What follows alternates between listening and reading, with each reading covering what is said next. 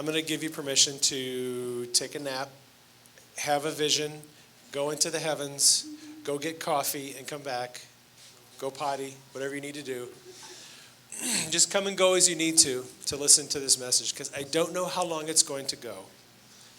I have a lot to unpack today. This is Traveling in the Spirit in Clayton for Dummies. For those of you Ian Clayton fans, yeah, you don't have to get the CD.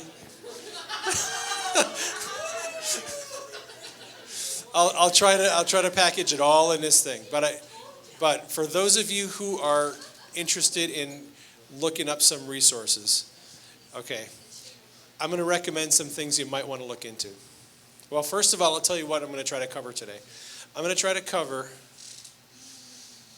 what is astral projection, what is traveling with the Holy Spirit, how are they similar, how are they different, the biblical basis for traveling in the Spirit, courts of heaven, and some other stuff. I have a list back here. We'll look at it and see what it says. All right. I should probably start this out with my dream. Hey, Todd, I had this dream. And you were in it. So was Northwest Prophetic. So back in about 2008, 2009, right after I started having dreams, I had this dream I had no grid for. So in the dream, Todd and Northwest Prophetic and I are being picked up physically and being translocated from place to place to place. And God's picking us up, taking us here, dropping us off. We're doing stuff we get as a group. Picked up, dropped somewhere else. Picked up, dropped somewhere else. So that was kind of the basis of the dream. There was 3 scenes in the dream. And in the first scene, we were going from location to location, physically being picked up and dropped other places. And I remember in the first scene, I was talking to Todd and Northwest Prophetic, and we were just talking about the experiences that we were having and what we were noticing and what we were told and what was happening. And I remember I was told, don't eat anything until you get back. Okay? Remember that, because it's going to be important later. So in the second scene, I was picked up and I was translocated to a freeway off-ramp in Boston. Yep, just me. So I was picked up and I went to Boston, and I was there to watch a Red Sox game. Remember that, because it's going to be important later. So there I am, sitting on a street corner in Boston, not knowing where Fenway Park is, because I'm going to go hang out and watch a baseball game with the Red Sox. So I ask a guy for directions to get to Fenway Park.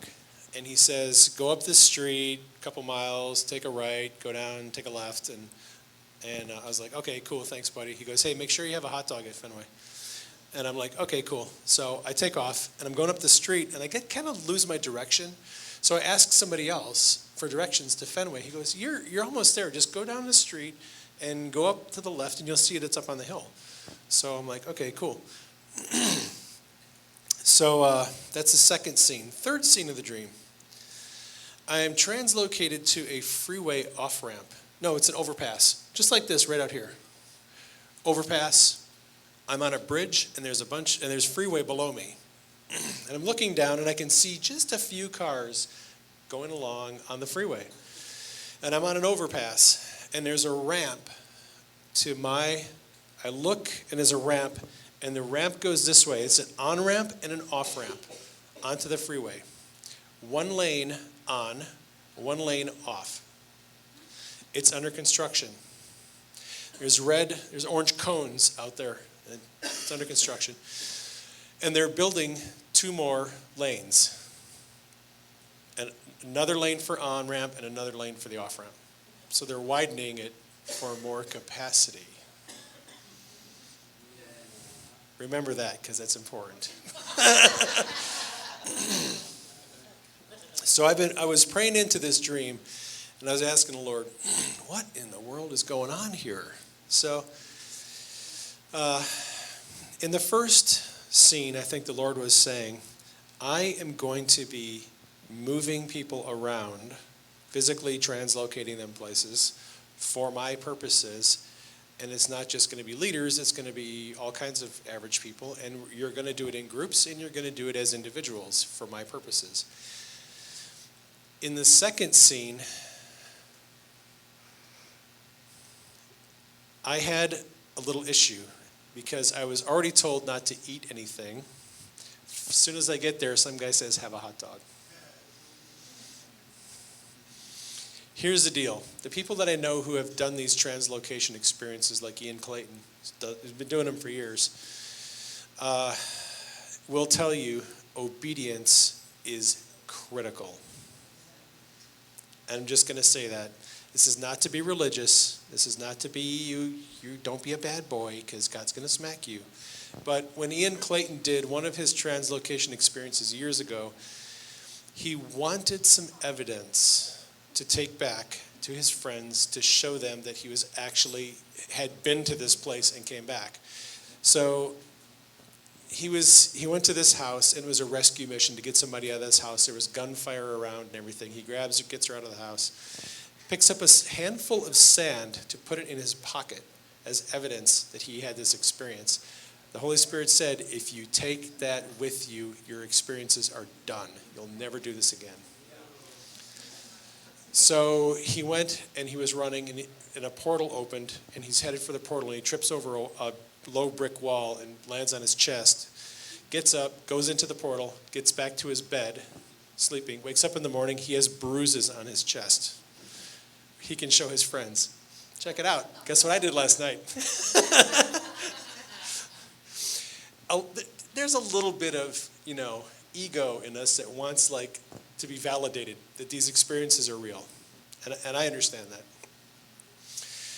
But that experience really resonates with me, because in my dream, I was told, don't eat anything until you get back. Now, I just got a Facebook message from a woman 3 or 4 days ago, and she was telling me these experiences that she's had in dreams where she traveled all over the world. She traveled to India, she went to Pakistan, she went to Taiwan, she went to Africa, all these different places in her dream, physically going there, praying for this person, and this person got healed, and I had to intercede for this group of people in this church, and she was doing all these experiences, and she was told, when you get to this city in India, don't look anyone in the eye until you meet this person.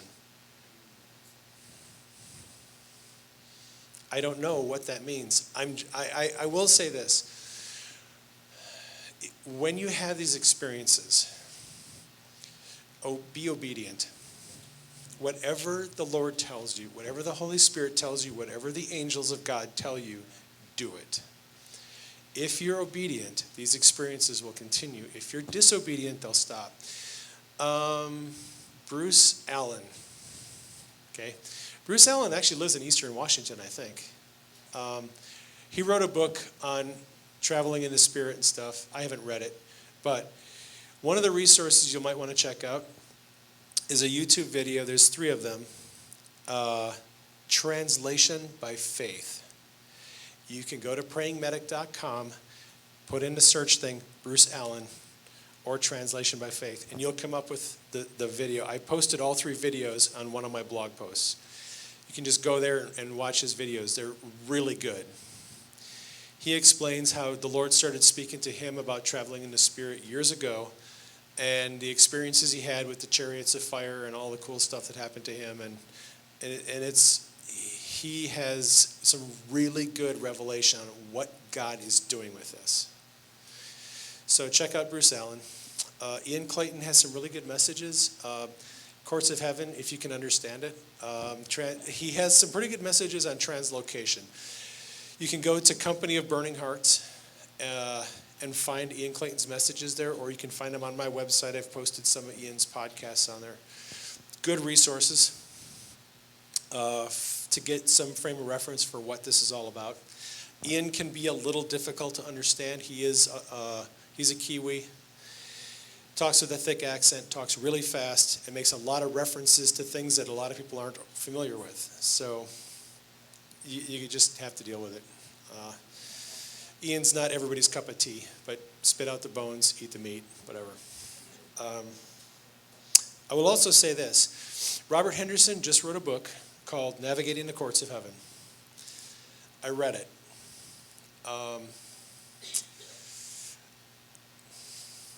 There's some good information in that book. It's not the best book in the world. It's a little redundant. It's another book, eat the meat, spit out the bones. If you're interested in knowing about the courts of heaven, it's a reasonably good book. It's very biblical. I mean, really, really fleshes out all the things in the courts of heaven. The testimony of the Lamb, the testimony of the bride, the testimony of the blood, the testimony of the Lord, all the different testimonies that happen in the courts of heaven. If you're interested, check it out. You can only get it on Robert Henderson's website. It's the only place it's available. It's about $18 paperback. My wife and I read it. We plowed our way through it. It gave us some good insights that we needed. I think it's the first book that I found that was written specifically on the courts of heaven and how to operate in the courts of heaven. I think there will be better books written in the future. Who knows, I might write one of them myself. I am going to be writing a book. I'm in the process of doing it now. Traveling in the Spirit Made Simple. I'm working on the manuscript. I'm probably halfway done with the book. I've got about 30,000 words into the manuscript. Hope to get that published. Who knows, end of this year, early next year. I'm going to try to take this stuff and dumb it down for the average person so that they can understand what this is all about. All right, so back to my dream. I'm gonna do a little bit of myth busting, a little bit of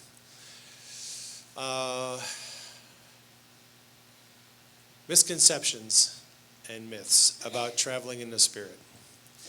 One of the things, and I've had a lot of conversations with a lot of people on this subject for quite a long time. Lots of objections, lots of concerns, lots of fears, lots of misunderstandings. This is all New Age, it's all witchcraft, it's all this, it's all that. There's nothing about it in the Bible, no biblical basis for it. I'm only going to do it if God makes me do it.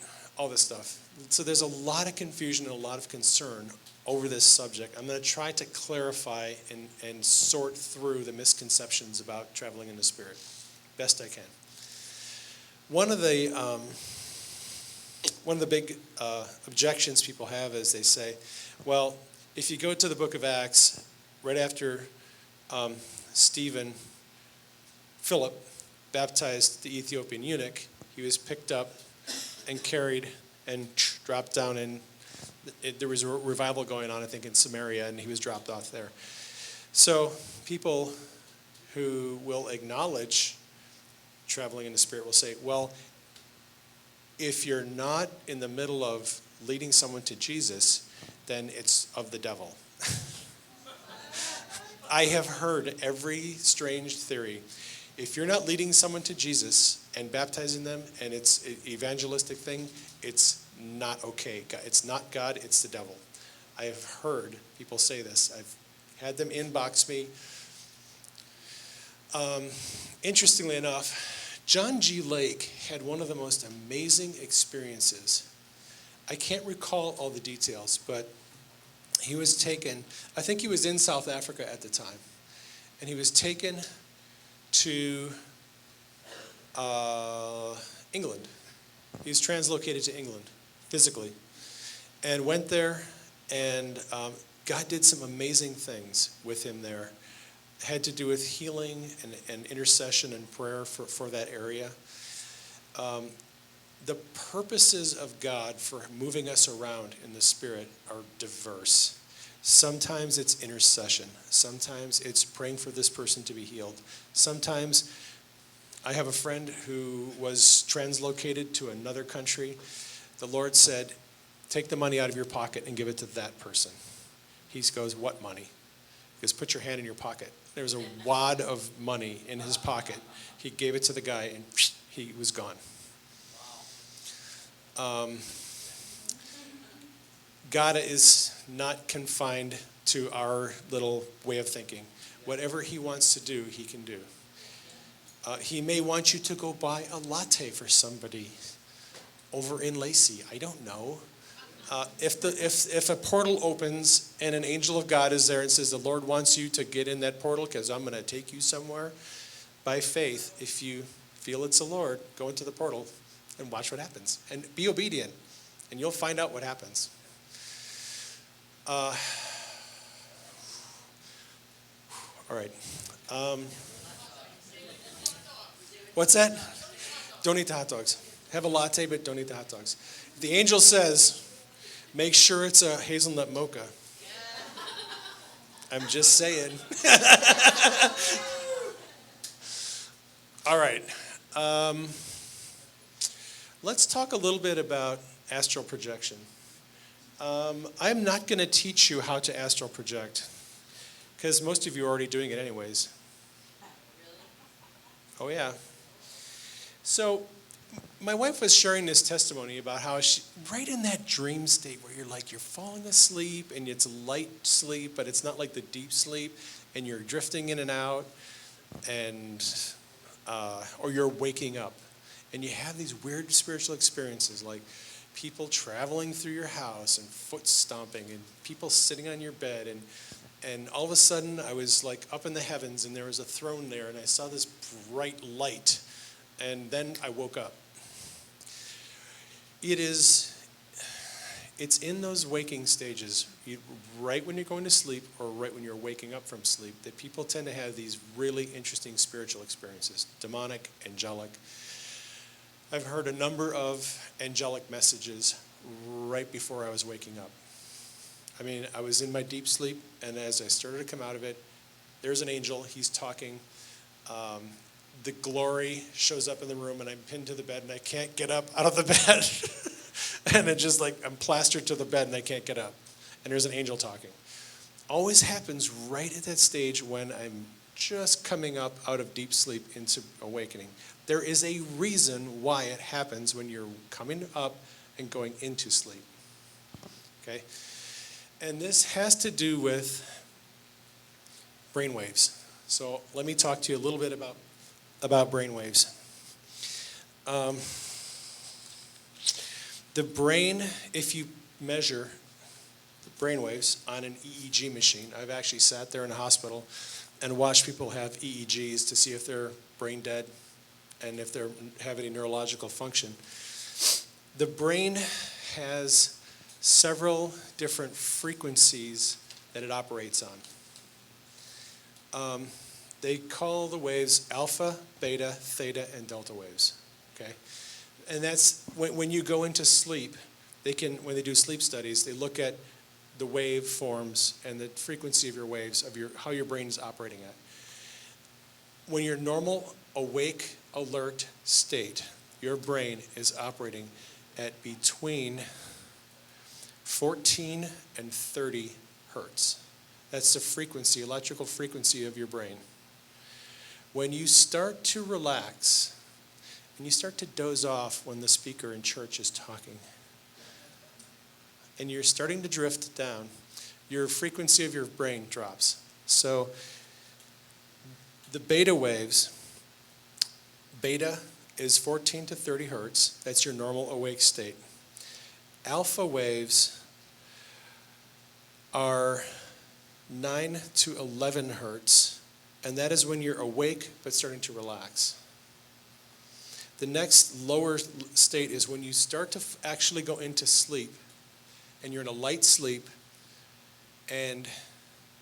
but you're not in the deep sleep.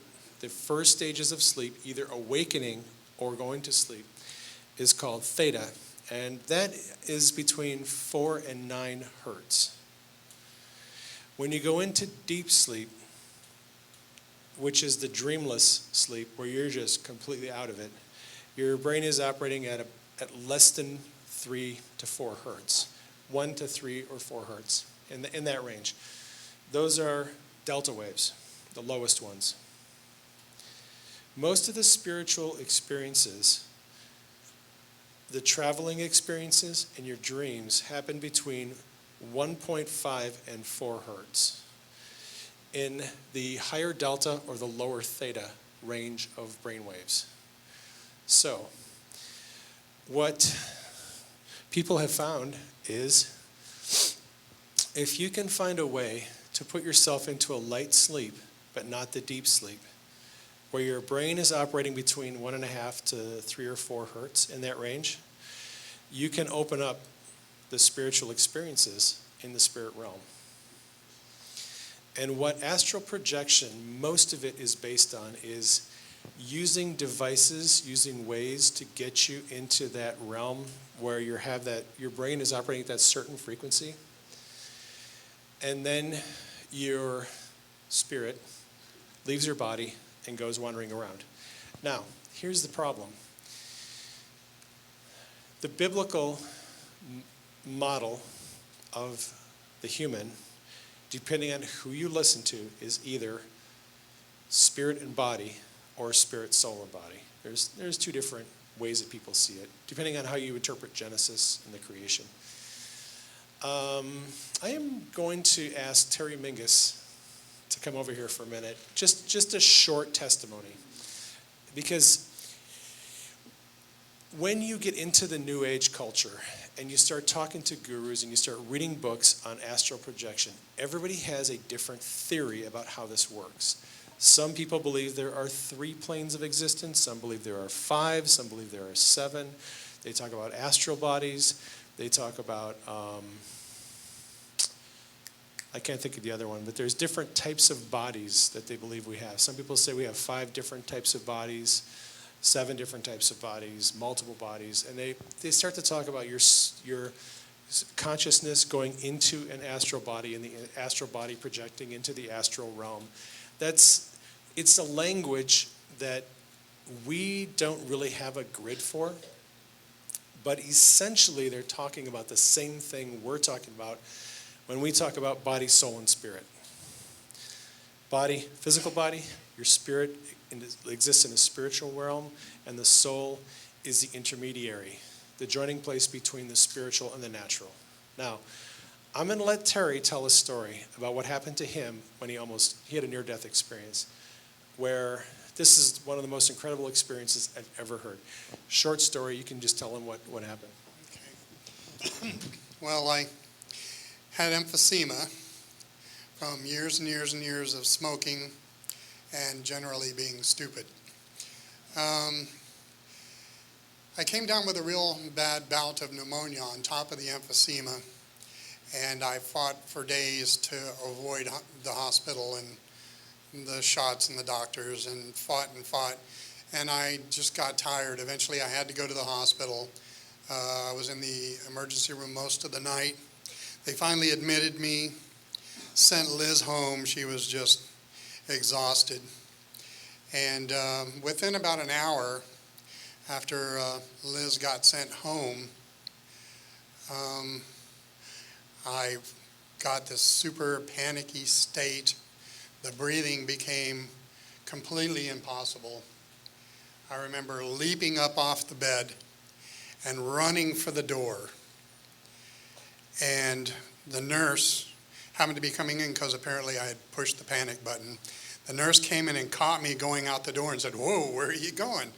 And I remember sort of gasping out, "I can't breathe."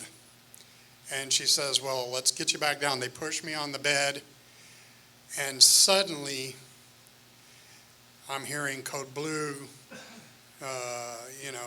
my room number, crash cart, blah, blah.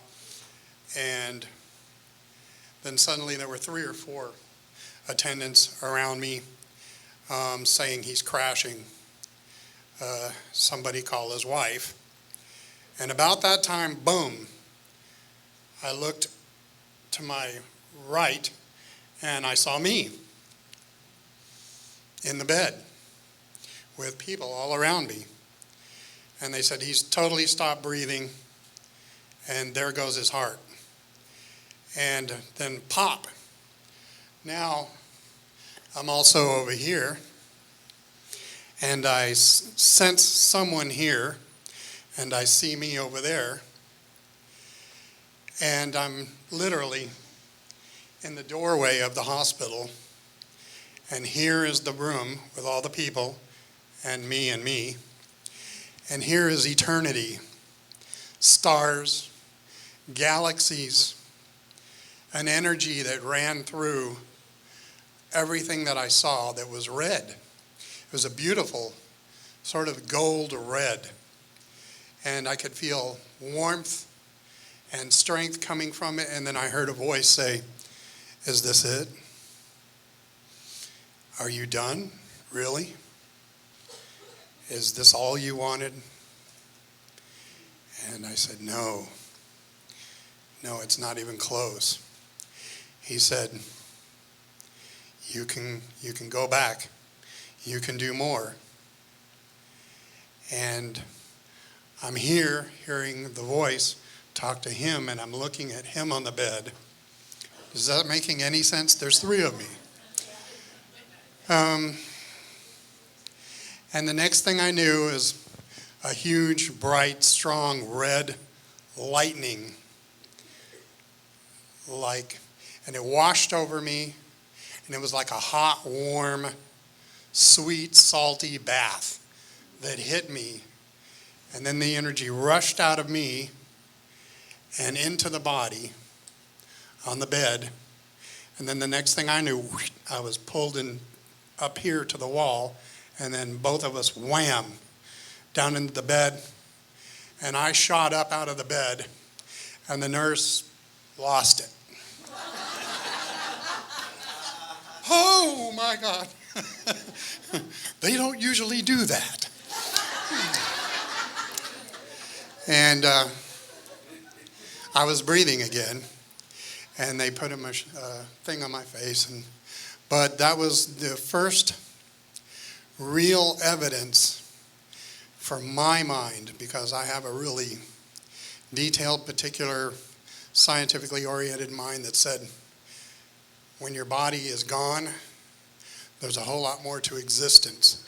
Don't let the world fool you that when the body goes, it's over. It's not over. It'll never be over. It'll be different, but it'll never be over.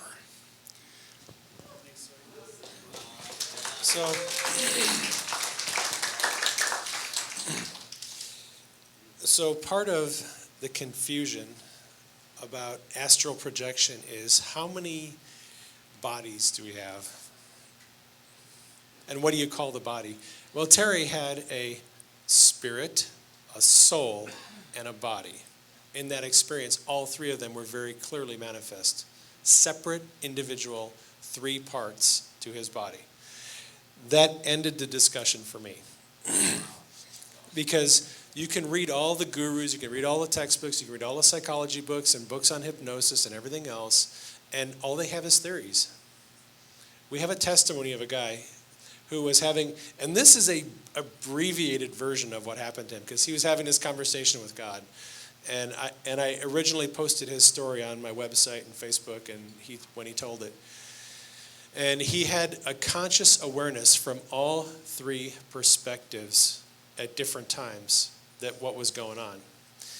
So in my mind, there is a body, there is a soul, and there is a spirit.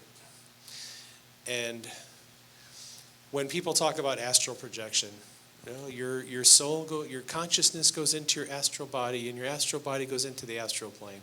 To me, whatever, you know. They're talking a language that is not familiar to me. It's not familiar. It's not in the scripture. I don't have really a grid for it. So I just call it spiritual travel, however you want to define it. To me, though, spirit, soul, and body is the basis.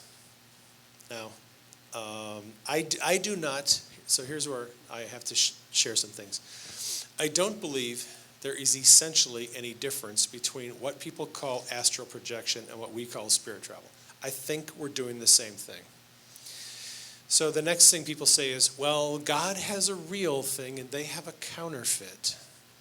Because that's just how we think.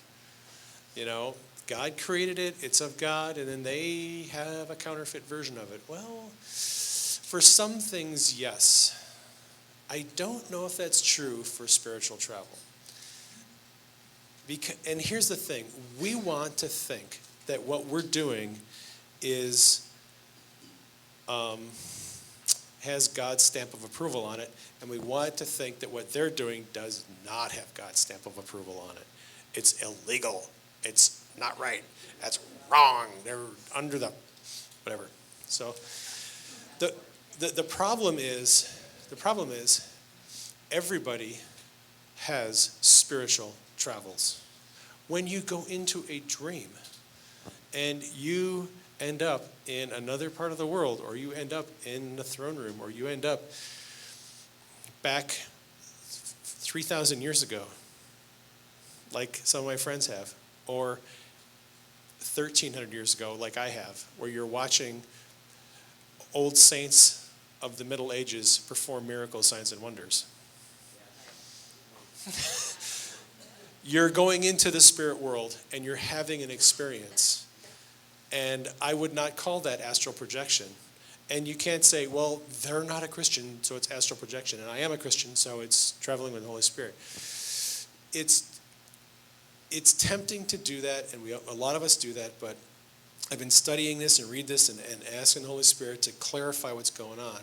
And I'll say this right now. Like everything in life, the Bible says the Lord looks at the heart. He does not look at the outside, he looks at the heart. And everything that flows out of your life, the direction of your life, the influence you have in your circle of friends, everything, all the fruit of your life comes out of what is in your heart. If you can't believe it. I'm not going to take that call. Sorry about that. If heaven is in your heart, heaven is going to come out of you.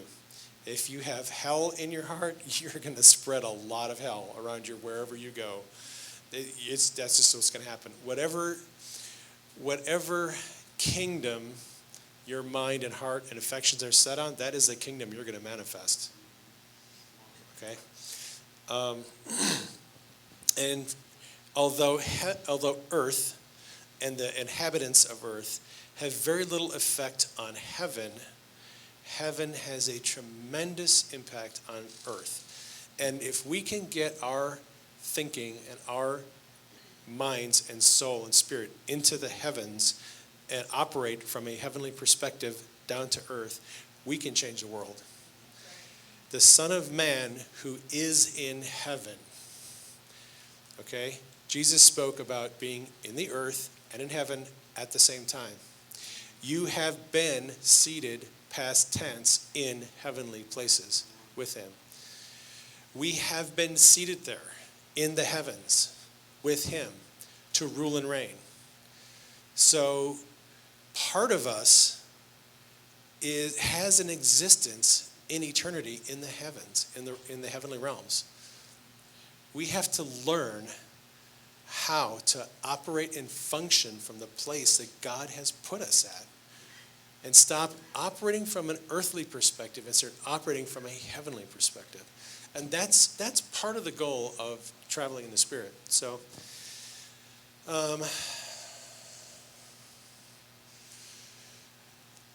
when I talk about traveling in the Spirit, I use two different terms: translation by faith and translocation.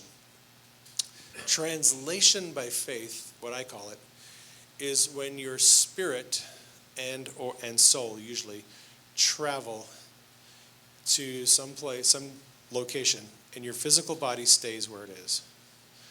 Translocation is when your physical body goes somewhere else. Two different things. I'm going to talk first about translation. So, like everything in the kingdom, we heal by faith. We prophesy by faith. We raise the dead by faith, and we travel into the heavens by faith. It's all faith. You simply believe that God is going to take you there. So, let me do this first. Let's do a biblical foundation of traveling in the Spirit. I'm just going to read some things for you from the scriptures. 1 Kings and 2 Kings is really amazing. If you have not done a really good study, you should. So, chapter 18 of 1 Kings has an interesting interaction between the prophet Elijah and Obadiah. The word of the Lord had come to Elijah, saying that the drought which the prophet had prophesied was coming to an end. Obadiah, he'd been serving King Ahab, who sent him to find pasture for their animals. Elijah meets Obadiah on the road, and he sends him to tell Ahab where he was. So Elijah and Obadiah have a little meeting. Apparently, Obadiah knew that Elijah had been physically moved by God, physically translocated by God, as he confronts the prophet about his fear that if he tells the king where he is, he's going to disappear and go someplace else. Now, here's what the passage reads from 1 Kings 18, 11 and 12. And now you say, go tell your master, Elijah is here. And it shall come to pass, as soon as I am gone from you, that the Spirit of God is going to carry you to a place I do not know. So when I tell Ahab where you are, he will not find you. So Elijah was being moved around, translocated by God to hide from the king who wanted to kill him. All right? In the Old Testament, okay, same thing that happened with Philip in the book of Acts, being picked up, physically translocated somewhere else. The 5th chapter of 2 Kings has another interesting account that you can't really attribute to anything except spiritual travel. Okay? So Elisha had this interaction with Naaman, the Syrian general, okay, who has leprosy. He tells him to go in the Jordan, dip in the Jordan, he gets healed, all that stuff. After that happens,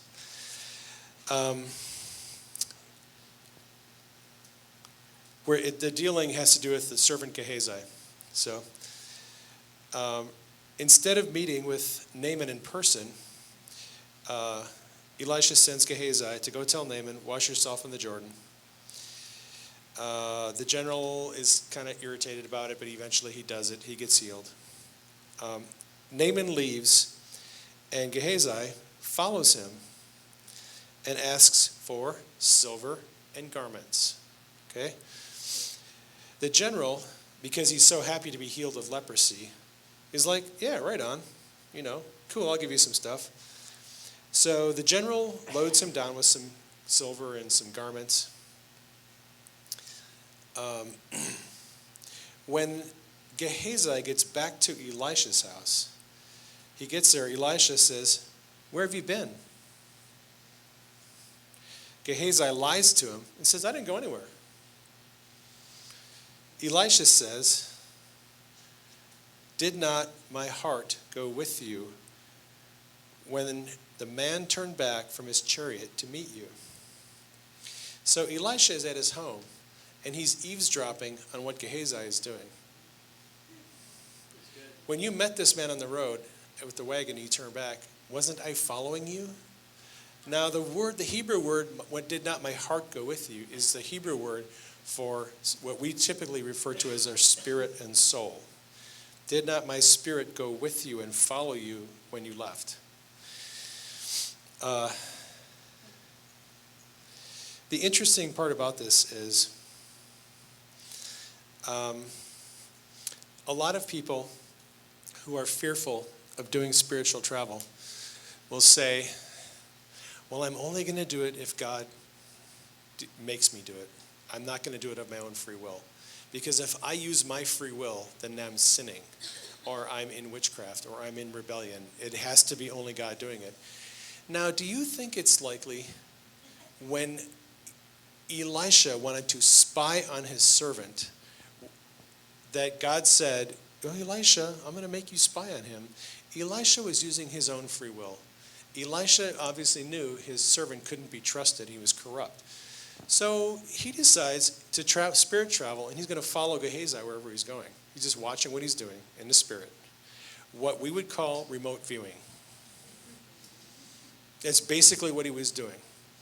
The military uses people remote viewing. They do spying on countries and all over the place. So here's a prophet of God remote viewing. That's what he's doing. Astral projection or remote viewing. That's essentially what he was doing. Okay? So if people tell you that this stuff is not in the Bible, it is. The 6th chapter of 2 Kings describes another strange incident involving Elisha. The prophet had been receiving information on the position of the Syrian king's troop placements when the two nations are at war. The knowledge that Israel had was so accurate, the Syrian king suspected someone in his own camp was giving information to the enemy. He asked who the traitor was. One of the servants said, there is no traitor, explaining in verse 12, the prophet who is in Israel tells the king in Israel the words that you have spoken in your bedroom. Now, we don't exactly know how Elisha got this information from the king in his bedroom, other than maybe he was going over there to the king's bedroom, hanging out in the spirit, monitoring what was going on, hearing the conversations. Again, probably doing what we would call remote viewing. You know, he learned how to spirit travel, and he was going and spying on his enemies. Okay? So, we have Old Testament prophets spirit traveling around, spying on people and doing stuff. And these are men of God. And God is not forcing them to do this stuff. God is not picking them up all the time and moving them around. Sometimes he is, sometimes he isn't.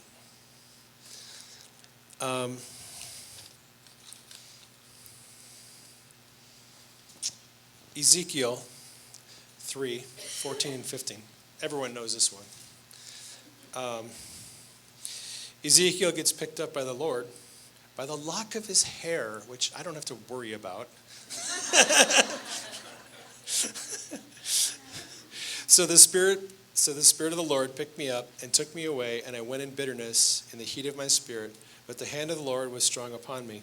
Then I came to the captivity at Tel Aviv and dwelt there by the river Chebar and sat there and remained there astonished for 7 days. So the Lord picks him up physically and moves him. Some of the people have said like it's 1,500 miles where he's going. The Lord just picks him up, takes him. I want you to be here with these people for a week. Probably told them, don't eat until you get back.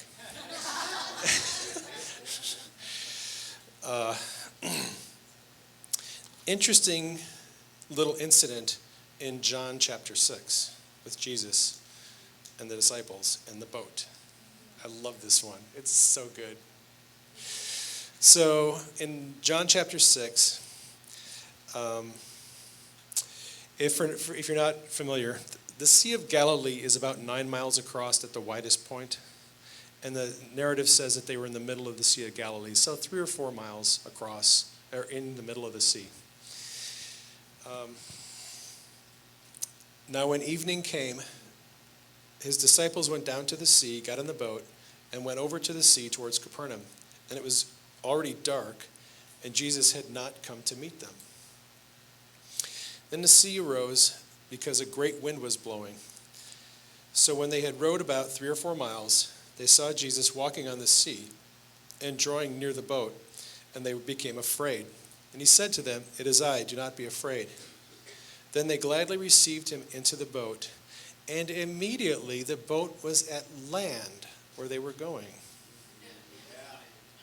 Immediately, they stopped rowing, and they get translocated 3 or 4 miles to the shore. The whole boat, everybody in it. Jesus is like, you guys have been rowing a lot. Let's just get there. We got stuff to do. Before the boat capsizes, let's just get there. So the Lord takes the whole boat with the disciples. Boom, they're at shore right now. Translocation. All of them as a group. Okay? I think that's cool. I want to translocate with Jesus.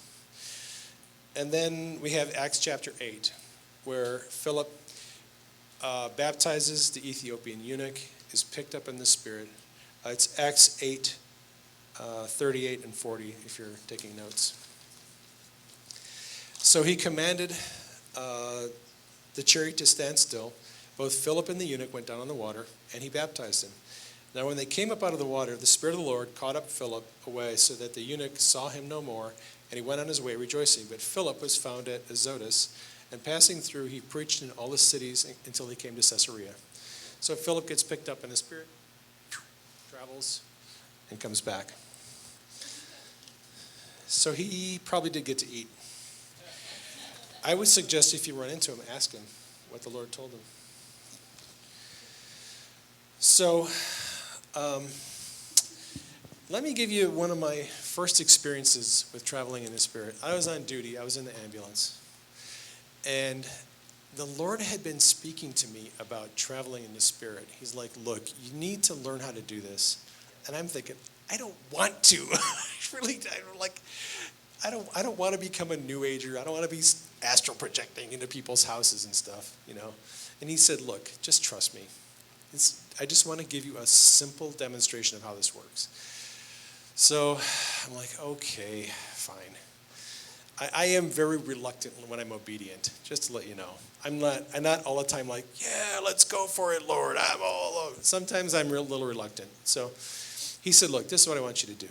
I'm going to give you a simple experience to show you how this works. And I said, okay. So me and my partner show up at Tacoma General Hospital. We're doing a transport. We're picking up somebody in the ICU and we're transporting them out. It just so happens that a friend of ours was in the ICU. He had really bad liver disease. So my partner and I are talking, and he says, why don't we go in there and let's see our buddy and hang out with him for a few minutes, and then we can go pick up our patient and leave. And I'm like, great idea. So we get the gurney, and we're going in to Tacoma General, and we come to the elevator, and the Holy Spirit says, here's what I want you to do. Just close your eyes, and in your imagination, envision yourself going through the elevator up to the second floor, down the hallway to the ICU, and in there, and you'll find your friend in whatever room he's in. So I'm like, I can do that. So we hit the elevator button. I close my eyes. And in my imagination, I see myself going through the elevator, into the hallway, down the hallway very quickly to the ICU, and I intuitively know what room to go to. Because I go into this room, and there he is, sitting on the bed with his wife. Sitting there, wife is in the chair next to him. I see him, he's smiling, his wife looks at me, and then everything reverses, and I go back out of the ICU, down in the elevator. Elevator door opens, we get on the elevator, hit the second floor button. That's how long it took. It only took like 5 seconds. Elevator opens at the second floor, we get off, we go to the nurse's station, ask what room my friend is in. I say, go to this room. We go over there, and there he is, sitting on the bed, and his wife is in the chair next to him, just like I saw it in the vision. So it was a vision. In my understanding, it was a vision. I closed my eyes, and in my imagination, I saw this all happening. But somehow my spirit traveled up through the elevator, went there, viewed him, like remote viewing, kind of, and then came back out, back in my body, elevator door opens, and I go out, walk in there, and he's exactly like I saw him. So, very simple illustration of how this works. It's not complicated, it's not mysterious. Like I was talking about last night, seeing in the Spirit. Okay, we are all spiritual people. We have a spirit, it exists in the spiritual world. And it's always having spiritual experiences. The issue is tapping into and seeing. Okay, The brain interprets electrical activity, electrical signals as data. Our spirit has these experiences. These experiences are seen by the soul. The soul transmits them to the body and the brain interprets them. We can either focus on the natural in our physical body, or we can focus on the spirit. Your brain has to be able to connect through your soul to the spirit, what's going on. So it really is an issue of focus. And here's the deal. So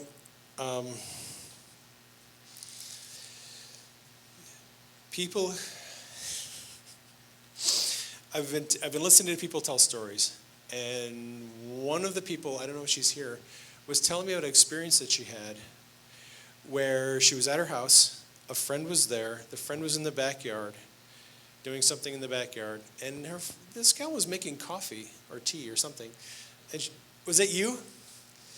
And she was in the backyard, and you just thought in your mind, I wonder where she is.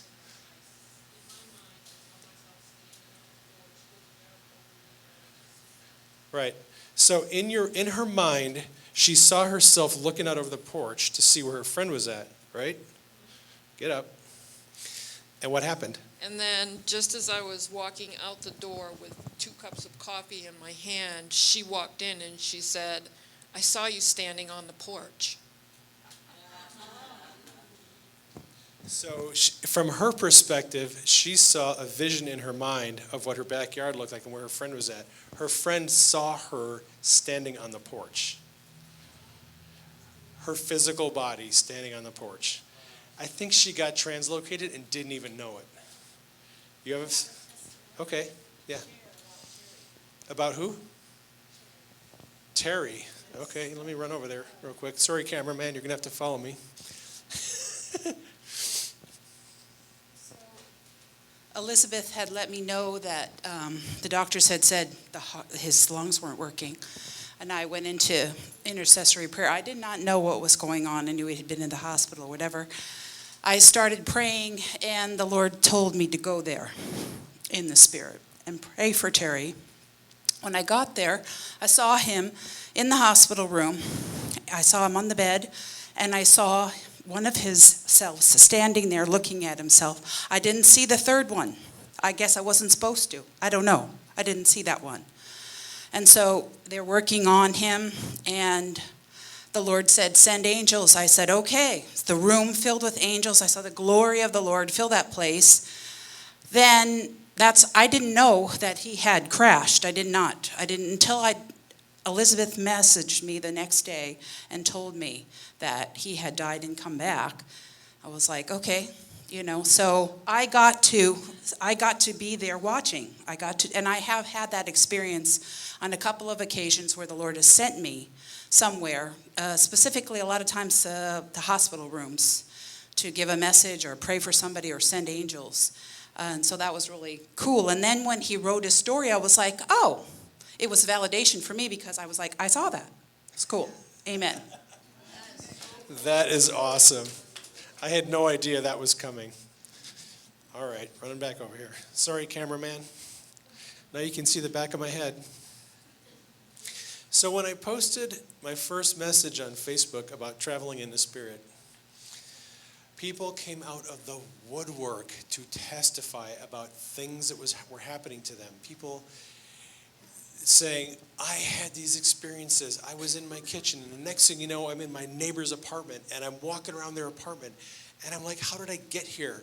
And I'm doing these things, and people getting translocated to other countries, and people having it in dreams, and all these hundreds of testimonies of people having these experiences.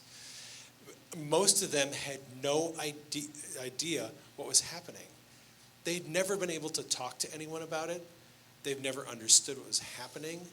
No one's ever told them. When I posted this thing, all these people got on and started sharing all these testimonies. This stuff is happening a lot more than we realize. So, back to my dream.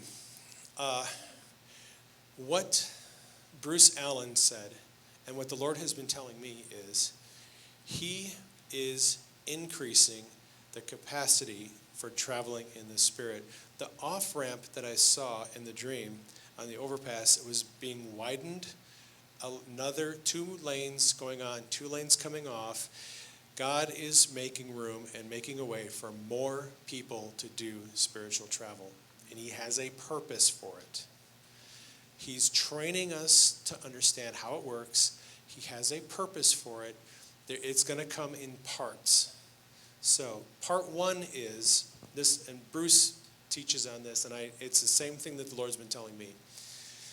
The first part of learning how to do this is translation by faith, which is learning how to get your spirit and soul into heaven. Heaven is just the best place to go. And if your heart is full of heaven, it's where you're going to naturally go. I've been looking at a lot of websites, a lot of blogs, ran into this one website where a guy shares a lot of spiritual travel testimonies. He's been doing this for 50 years. Initially, as a non-believer, now he is a Christian, and he has a much better perspective on what's going on with this stuff. And he explains it this way. He said, my question was, what is the difference between someone who's thinks they're astral projecting and they go into their neighbor's house so they can watch them in the shower, and somebody who wants to go to heaven and plead their case before the court of heaven? What's the difference? And he said this. He said, it comes down to what is in your heart. He said, well, so the Bible says, blessed are the pure of heart, for they will see God. Okay? Now think about this. What is in your heart is going to manifest in your life. Out of the abundance of the heart, the mouth speaks. What is in your heart is always going to determine the direction, your influence, the words, your life issues. It all flows from your heart. This guy said, in his experience, if people have if their heart is inclined toward the things of God, toward the heavenly things, the glory realm, they are going to naturally, when they travel upwards into the heavenly realms. That's just where they're going to go. Because you are drawn to and you gravitate towards the things of heaven if that's what's in your heart. Another resource. If you're really interested in this subject, Peter Tan has a book. It's an ebook called The Spiritual World. Tan is a missionary, and he would pray and fast every year for 30 days straight. Did that year after year. For 30 years, he would pray and fast for 30 days straight every year. On the 30th year, he had this amazing revelatory experience that took place over a long period of time, and God showed him all the spiritual realms of the entire universe, all of them. And this is a free ebook you can download. It's just Google Peter Tan, Spiritual World. It's a PDF file. You can just download it and read it. It's deep. He uses a lot of scripture to back up what he's teaching. And it's a really, really good description of the spiritual worlds and the spiritual realms and how the spiritual body is constructed and communication and everything. It's just awesome. It's a great resource. I'll make it simple because there's a fairly complex way that he describes how the spiritual universe is created. It is fairly complicated. Briefly, there's 3 types of realms. There are the heavenly realms, there are what he calls the intermediate realms, and there are the lower realms. The lower realms of darkness, the heavenly realms of the heavens. And then there's this thing that's called the intermediate realms. They're like the earth plane and the physical galaxies exist on that plane of existence.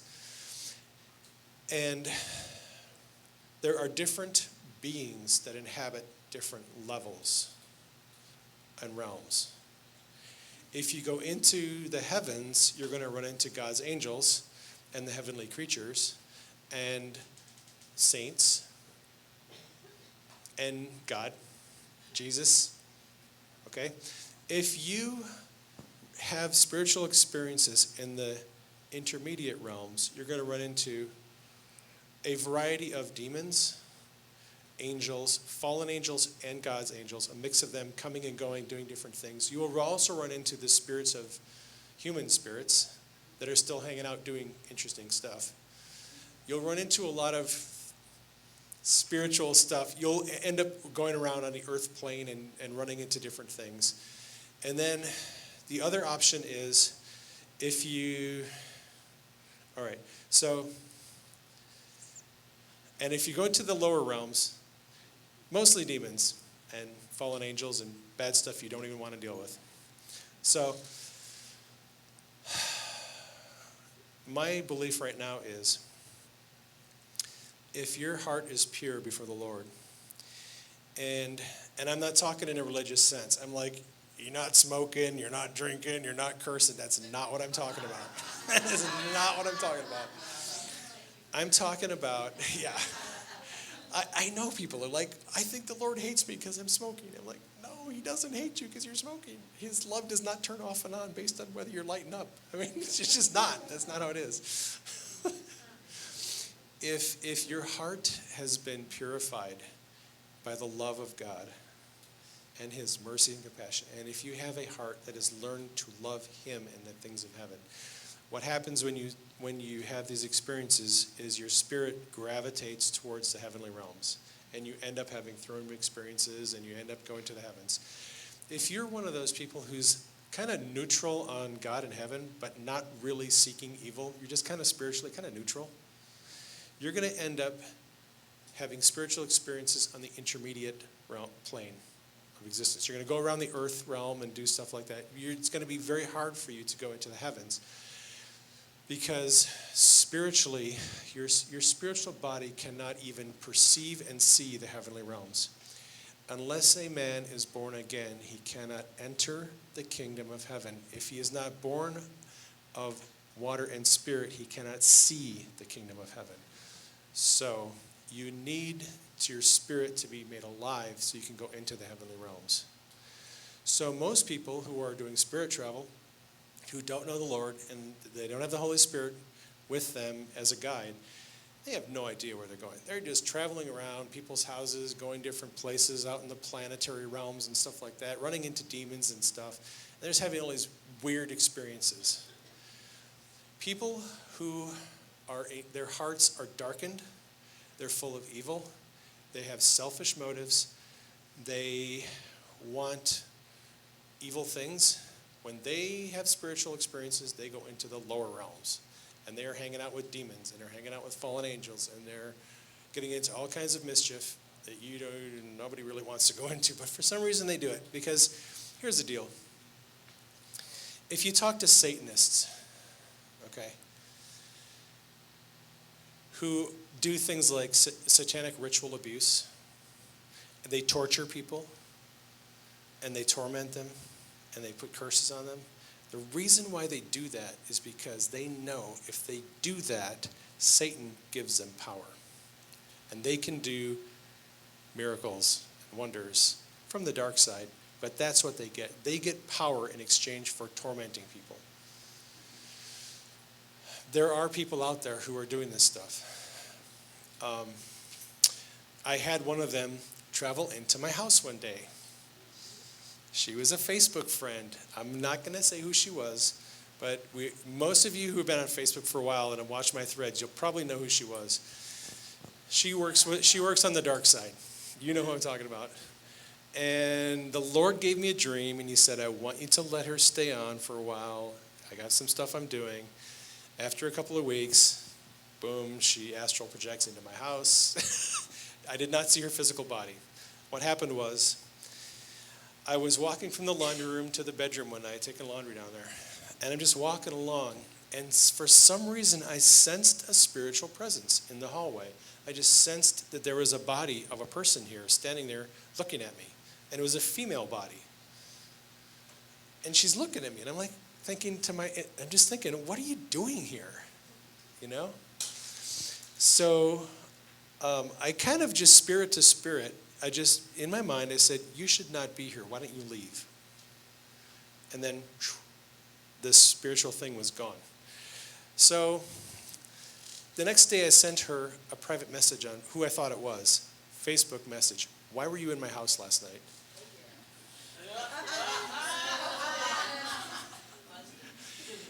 She goes, well, I was just curious. You're a fascinating person, and I just wanted to meet you, and I wanted to see, what your life is all about. And I was like, she didn't even deny it.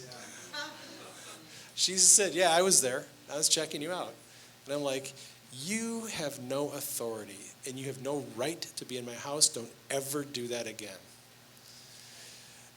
I said, I have walls in my house to keep out people I don't want in, and you're one of the people I don't want in, so do not come back here.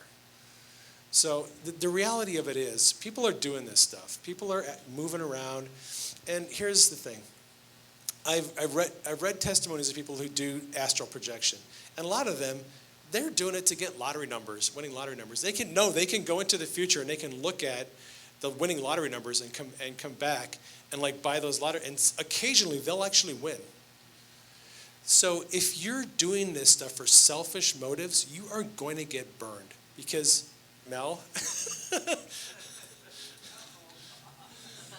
I just have to share this. I haven't talked about this much, but Christians do a lot of astral projecting. And one night I was in, well, I won't tell you where I was. I was in a state where I was meeting with a group of 7 influential women who are intercessors over this area the next day. And we were going to be talking about the spirit of Jezebel. And the Lord had been revealing some things to me. And I had come toe-to-toe with this ugly thing. Anyway, that night, I'm staying at a friend's house. That night, I go to sleep. I wake up at about 3 o'clock in the morning. And there they are standing at the foot of my bed. And it was a pastor. This was a pastor. And they were saying to me, you better not talk about me. You better not expose me. You better not touch the anointed, quoting scripture at me. Better not touch the anointed. See, we misuse those things sometimes. Anyway, I did the same thing, told it to get out of there. The next day when I got to the 7 women, I was like, well, you messed with the wrong girl because I got my boots on, right? So we talked about exactly what I planned on talking about, but that intimidating, but it was the pastor that was there, and this pastor was part of the subject of what had been going on and how Jezebel had been operating in this territory. So it was very interesting, but when I shared with these women what the Lord had been speaking to me, every one of the 7 said, oh, we have come up against that in the natural with that very pastor. Very interesting. Yeah. I don't have to have that, but my question is that having that visitation. Yeah. You had somebody astral project into your house? 3 o'clock in the morning. 3 o'clock hour is Yeah. constant. 3 o'clock hour? So is there something about the 3 What is that? Is that the 4th watch? Okay, so we've only been married for 7 months, but we have had regular visitations in that 3 o'clock hour. For months on end, it's quieted down a little bit, but they started popping up again. But I just wondered if there was something about the 3 o'clock hour. The watches. It's the 4th watch. Can you get that on? Around the 4 o'clock, between the 3 and the 4, or around the 4 o'clock hour, that is where the largest portal for the spiritual realm to be, that's open. So the occult does all of their declarations during those hours. See, they know. We don't know sometimes, but they know. There you go.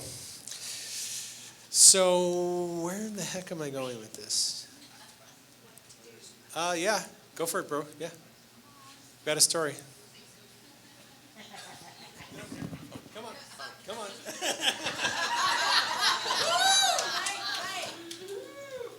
Okay. So there was, I was working with this person, satanic ritual abuse, and her mother was the one who was doing the was one that groomed her all through the curse. And so we've been contesting for the daughter for a long time. And I remember one time we met her mom in person at the house, and we saw her there, and I wanted to really hug her and, release something on, because when I touch people, I believe I release something on them. They don't release something on me. So, so we had met, but there was one night I'm sleeping and I have a dream. And I don't dream that much, but in this dream, I see that I'm in a van, and then I see there's a guy in the back of the van with me, and he's getting out these syringes, and there's a woman in the front, and it's her mother. And all of a sudden, I get out of the van, kick the door open, and then I go to the fence, and all of a sudden, I wake up, and I'm on the side, and all of a sudden, my head goes like this. And it's like there was something that pulled my head when I woke up. And then all of a sudden, she was in the room, and then my friend comes around the back. This is like 3 a.m. He comes around the back, and he's doing something because he got woken up too. Yeah, so I'm doing this, because usually that's fire. I start speaking fire at anything in the room. Or I put him in a cage and I start sticking swords or whatever. And I go, if you're going to come in my house, just know you're going to pay for it. So the next time you want to come here, you're going to have bruises when you leave, or blood. And so, and when we did that, everything just stopped, came down, but yeah, stuff's real. Did you want to talk about the increasing problem of demon abuse?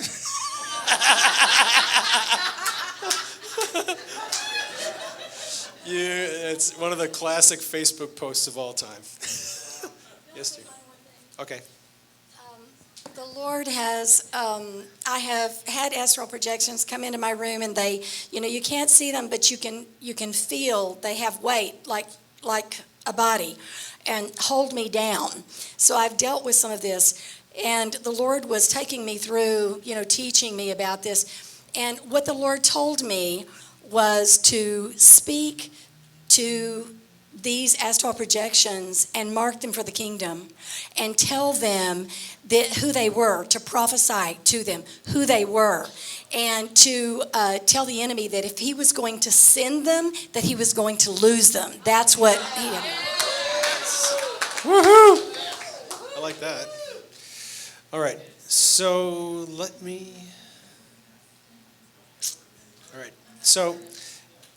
let's get down to some fundamental hands-on stuff you got that can make this happen. So one of the issues that we have is we have a lot of fear in the church about doing things that are dark and not cool and unsafe, and I only want to do it if God's going to make me do it. So there's this issue of the sovereignty of God again. Is God in control, or is he not in control of everything? Has he delegated a responsibility and authority and dominion to us or not? Or is he in control of everything and just making us little puppets who do everything he makes us do? A lot of us who understand that God has given us dominion and authority, when it comes to spiritual travel, we run back to our old school theology. I'm only going to do it if God makes me do it, because this is scary territory. If God does it, it makes me do it, I'm okay with it. Well, here's the problem. The Bible says, therefore, let us come boldly before the throne of grace, in Hebrews, that we may obtain mercy. So the Bible gives us an invitation to go there. Okay? The invitation is for us to exercise our will to go before the throne of mercy, the throne of grace. That is the first part of the process. We have to learn how to, by faith, translate our spirit and soul into the throne room where we can meet with God, meet with Jesus, meet with the judge, meet with the Lamb, and do business. So, the first part of the equation is translation in the spirit, is by faith we go, the best place to go is go into heaven. And here's why. Because in heaven, once you get there, God can send you down wherever he wants you to go through portals. Okay? So we, by faith, go before him. He gives us an assignment. He says, that's the portal, go through it. Here's your provision, take it with you. Don't eat anything until you get back. You go down to Africa, you hang out with the people there, you're praying, you're healing people. You get back through the portal into the heaven, back down into your bedroom. Yes? Is what? Is the command not to eat anything an always command or just once in a while? Yeah, that's a good question. It's a once in a while. It's just an example. Just an example. It could be, God could tell you anything or nothing. He may give you no specific instructions. Like this one woman was told, do not make eye contact with anyone until you meet this person. I don't know why they were told that, but that's what they were told. The instructions can be anything. The instructions could be, take the money that's in your pocket and give it to that person. The instructions might be, I want you to pray for that missionary. One of our people shared a testimony. He went to sleep, got into that sleep state where 1.3 hertz and his brain started doing stuff. Boom. Next thing you know, he's taken into a experience in heaven where he is with a circle of people from all different time frames, thousands of years ago and probably some people way in the future from different time frames. And their instruction is, I want you to pray for this person who was it a guy who was suffering really horrible, a boy who was being beaten by his father.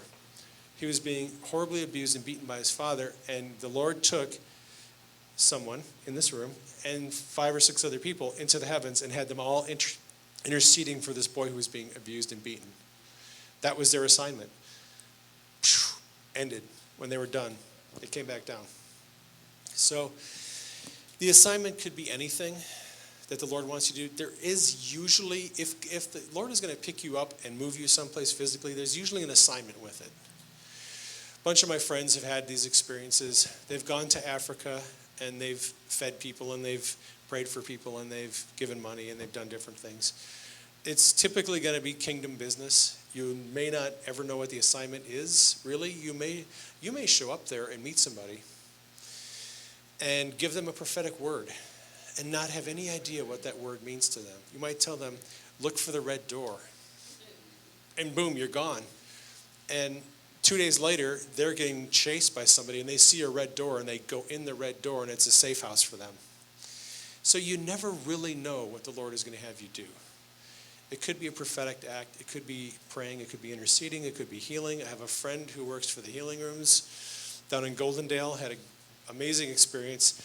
He was in, I don't know if he was in a healing meeting, but he had this experience where the Lord said, I want you to close your eyes. So he closed his eyes, and he said, the next thing he said, I know, Jesus was standing in front of me, and this young boy was there. And he said, Jesus spoke to me and said, the boy has cancer. I want you to heal him.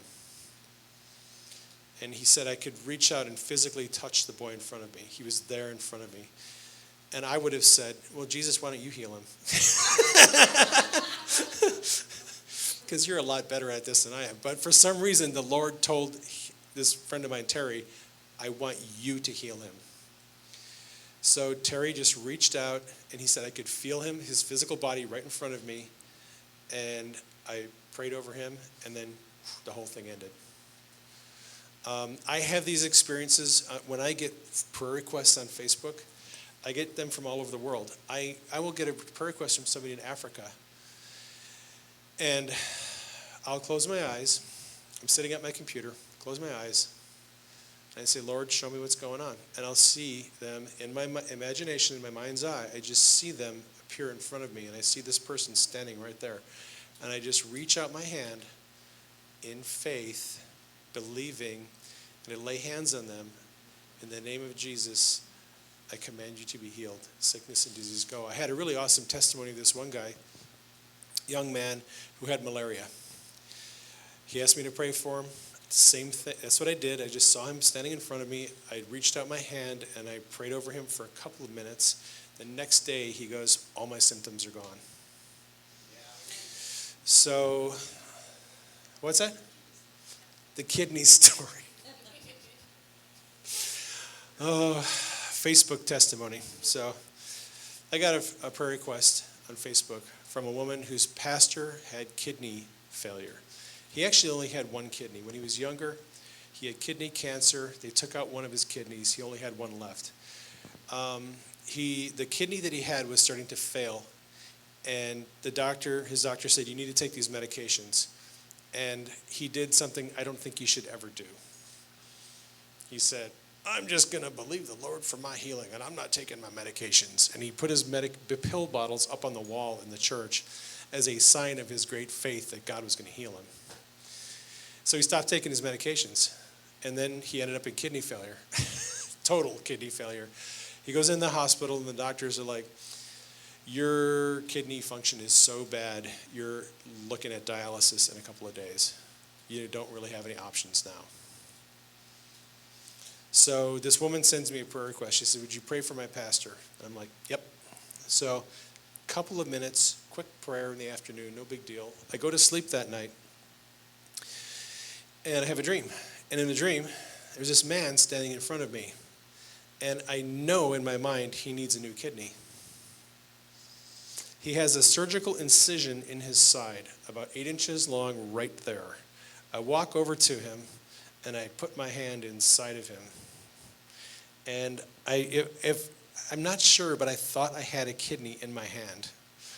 So I walk over, and I'm feeling his internal organs. I put my hand inside of him, and I'm moving things around, and I pull my hand out, and then the dream ends. And I wake up, and going through the day, and I'm talking to my wife. I'm like, what is this dream about? I totally forgot about the pastor who needed a kidney. Just didn't even think about it. That afternoon, I get a private message from a woman, the woman who sent the prayer request, and she said, I have a praise report. So my pastor is in the hospital, and they retested his kidney function, and his kidney is functioning like it's brand new.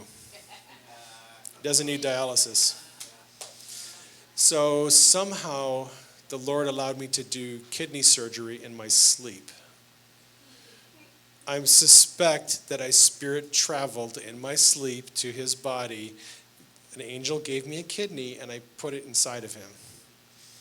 Why the angel didn't do it himself, I don't know. He wanted me to do it so I could tell you guys about it. This was in my sleep. Okay, a lot of spiritual travel experiences happen in your sleep. How you doing? Awesome. Come back. So, the first part of it is learning how to, by faith, get yourself up into heaven. The second part of it is being picked up and translocated around the earth. So it's my belief, and I'm not dogmatic about this, but it's my belief that translation by faith, us moving in the Spirit, is by our will. Translocation, where God picks us up physically and moves us, is by His will. I don't really believe it's possible to physically translocate your body by will someplace else. Now, I know of some people who are not Christians who say that they can do that. I don't know of any Christians who have shared testimonies of willfully saying, I'm going to go to Leavenworth today, and I'm just going to move my body there. I don't know of any testimonies of people that have been able to do that. It's question, comment? There was one where John Crowder had wanted to go to a meeting, couldn't go, couldn't get the connections, and somehow or another, the people there saw him there. Right. So that happens a lot, by location. Yeah, so I'll bilocation is actually a little more common than we think. John Crowder, Jeff Jansen had an experience where he was supposed to go to a conference in, I think it was Louisville, and he was living in Cincinnati or the other way around. I forget what it was. He was supposed to go there on Friday, Saturday, and Sunday. He had something come up. He couldn't go on Friday. He wasn't going to make it till Saturday. And lo and behold, when he shows up on Saturday morning, everyone says, "Hey, Jeff, man, thanks so much for coming out yesterday. You said you weren't going to be here, but we were really blessed, and we really appreciate all these people got healed and all that stuff." And he's like, "What are you talking about? I wasn't here on Friday." And they're like, "Yes, you were. There was a prayer line of people that you prayed over."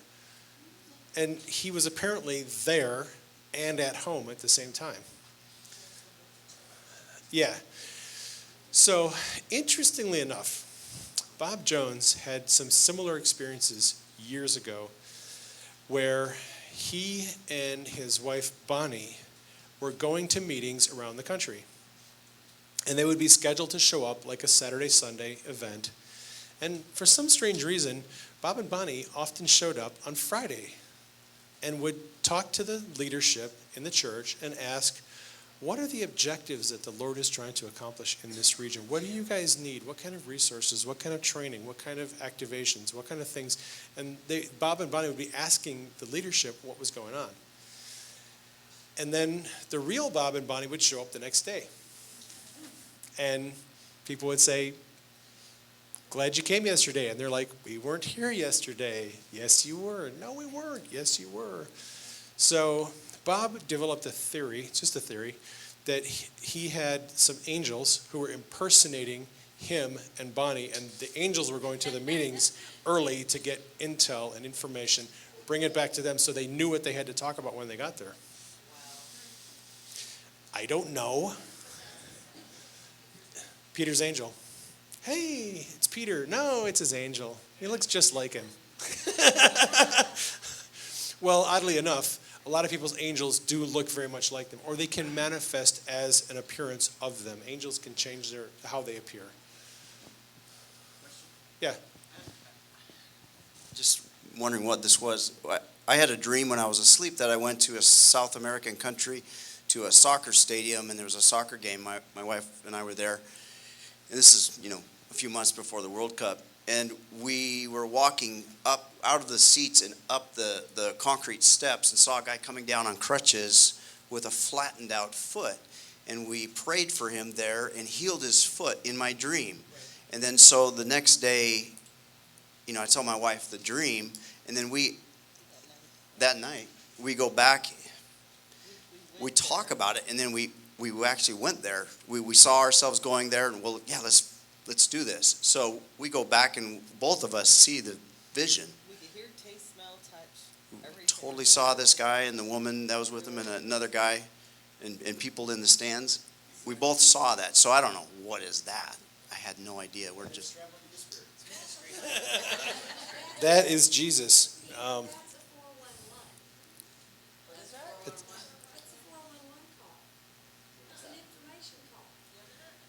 Yeah. Yeah. So,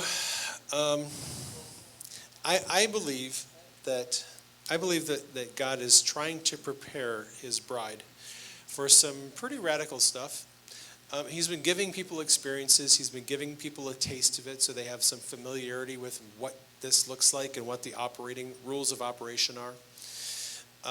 I believe there is coming a time when international travel is going to be very difficult.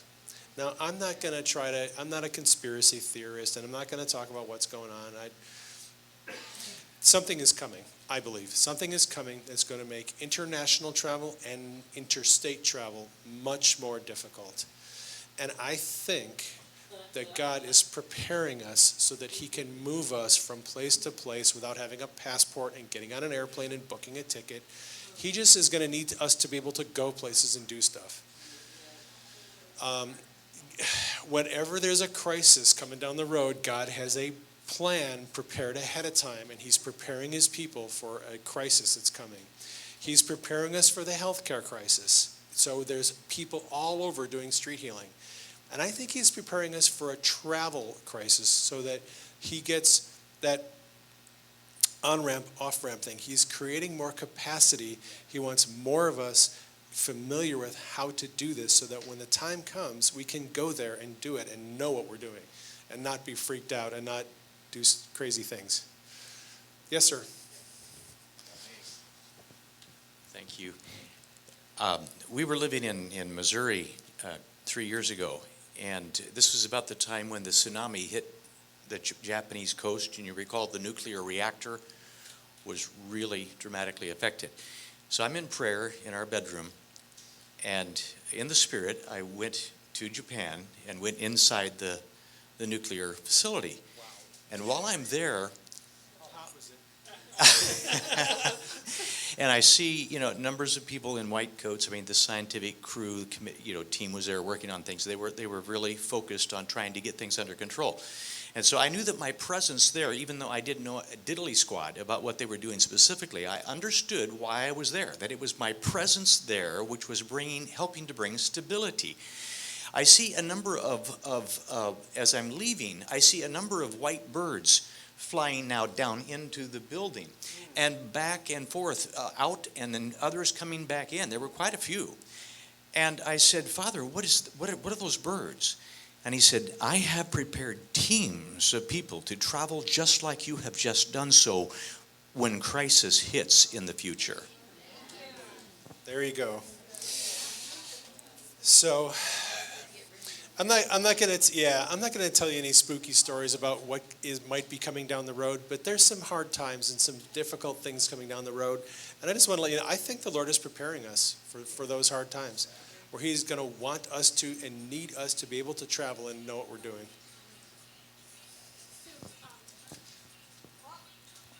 Last week, traveling across the mountains, we've got some praise and worship going on in the car, and I hear this one statement, and I declare it. Spiritual law applies to all spirit. It's the same law across the board. Amen. Exactly.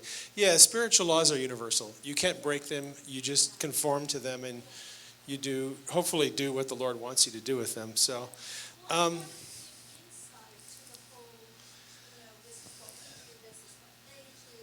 right. Does anybody have a Bible handy? You do. Can you look up Daniel chapter 7 real quick?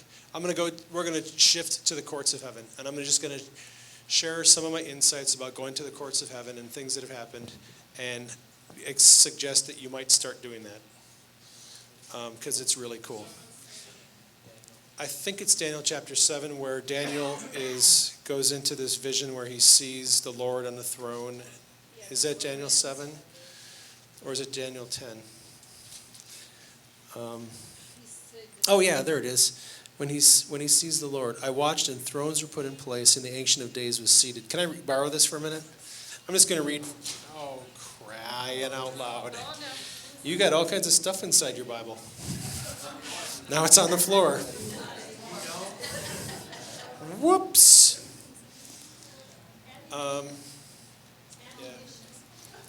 Yeah. Sorry about that. I got a well-used Bible. So,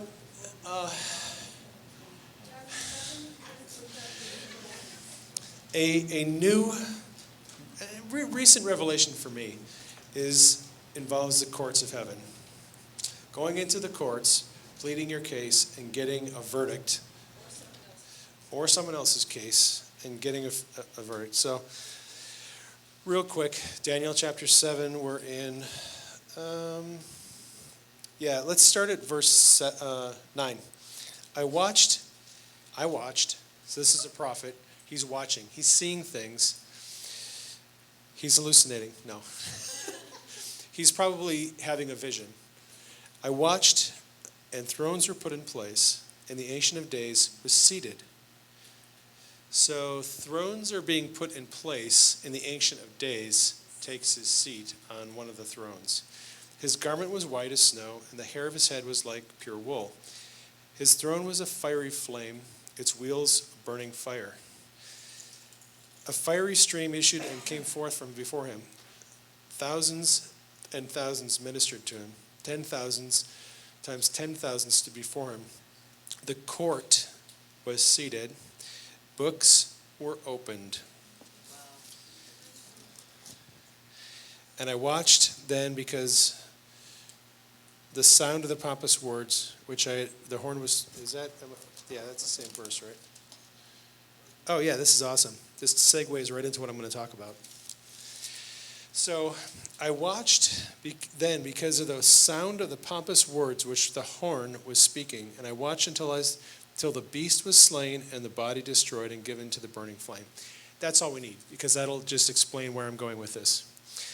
So Daniel was given a series of revelatory experiences in that whole chapter, and he's seeing this horn, which represents a leader, and he's seeing all this stuff going on, all this symbolic imagery of different creatures. And then, all of a sudden, everything switches to, I'm in the heavens, and I see thrones and the Ancient of Days, and there's a court, and there's books, and the books are opened, and there's a trial going on. And the horn was speaking pompous words, and there was a judgment against him. So, I entered into this thing with a little bit of trepidation, but I found that, hello, beautiful lady.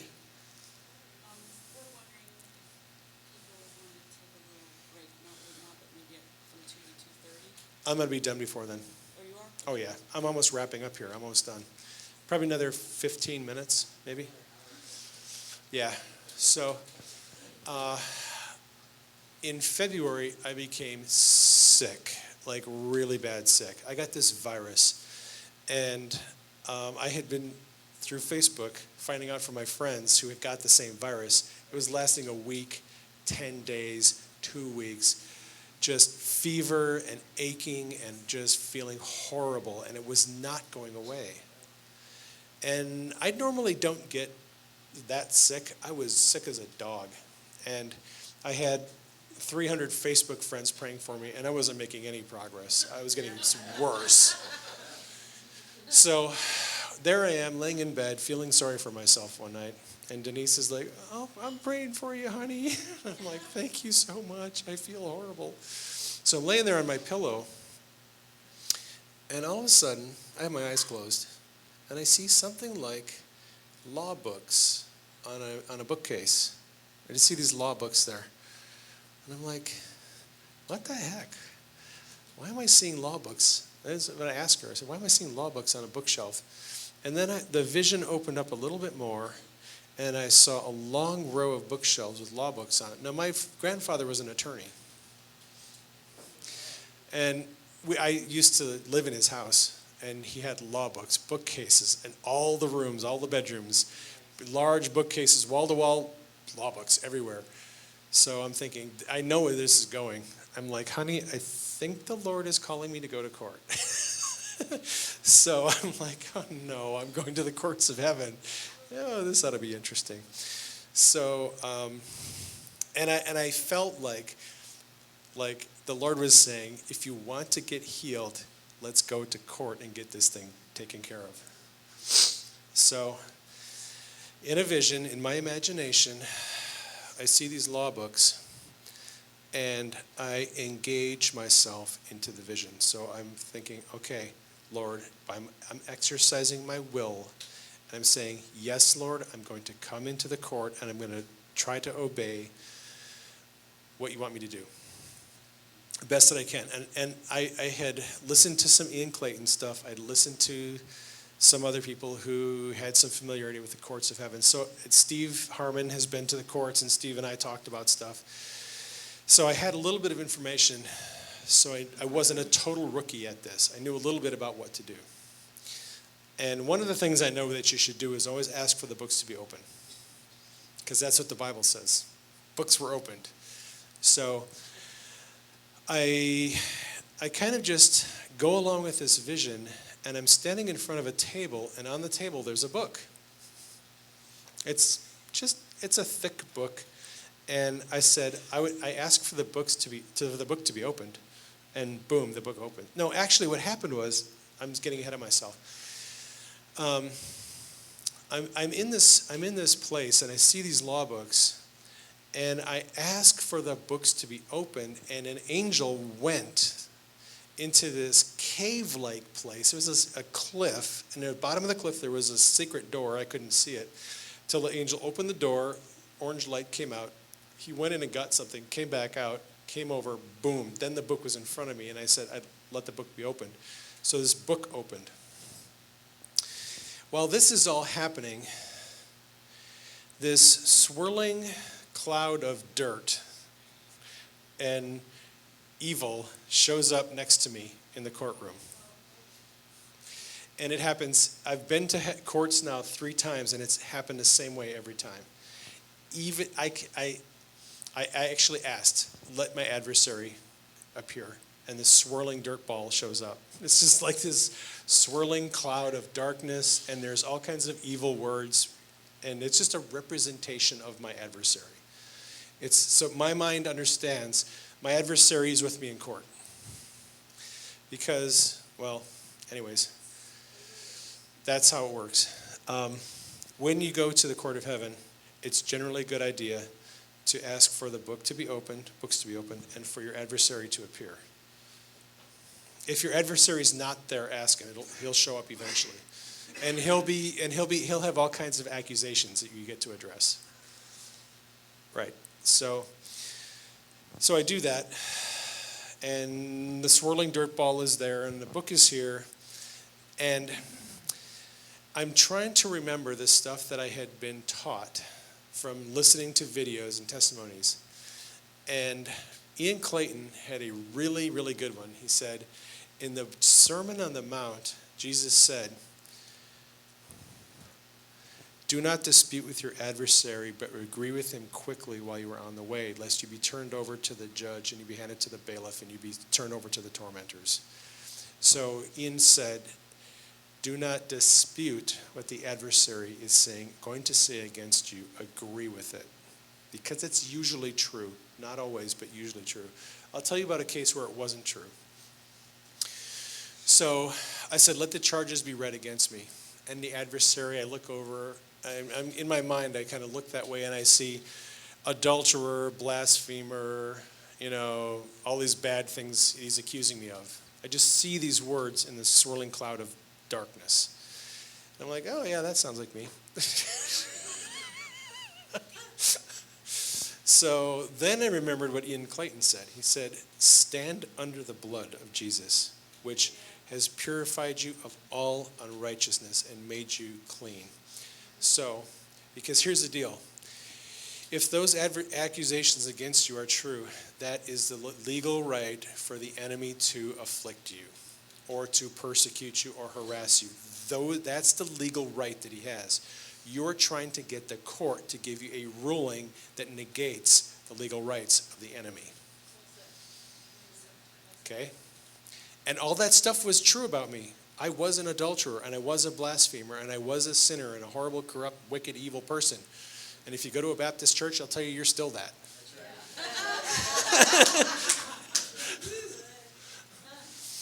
But the blood speaks a better word. Amen. So it's all in the court of heaven. It really is about what the blood speaks. The blood speaks a better word. Okay? So what I said, I do not dispute the accusations of the adversary. I stand under the blood that has purified me and cleansed me of all unrighteousness. Now, I was looking at the book, and I could see in the vision there was stuff written on the book. I couldn't read it. It was my vision, it wasn't that clear. There was just stuff written in the book. And so I looked at the book, and I said, I see there are accusations against me in the book, and there's accusations against me from the enemy. So the book is accusing me, and the enemy's accusing me. I have 2 accusers. What's written in the book is true. What the enemy is saying may or may not be true, because the enemy can be a liar. He can tell the truth, but he can lie. So in this case, he was telling the truth. That stuff was true about me. So my next proceeding was, I just said, Lord, I stand under the blood of the Lamb that was slain before the foundations of the earth, that has made me pure and righteous in your sight. Therefore, because I have been made clean and righteous, these accusations no longer have any effect on my life. I ask that the court make a ruling that these charges be made null and void, and that I receive a judgment or a verdict from the court that this sickness that I'm being afflicted with has no legal right and it would be removed right now. So that was my petition. And you don't have to be fancy when you're making a petition before the court of heaven. Just ask what you want.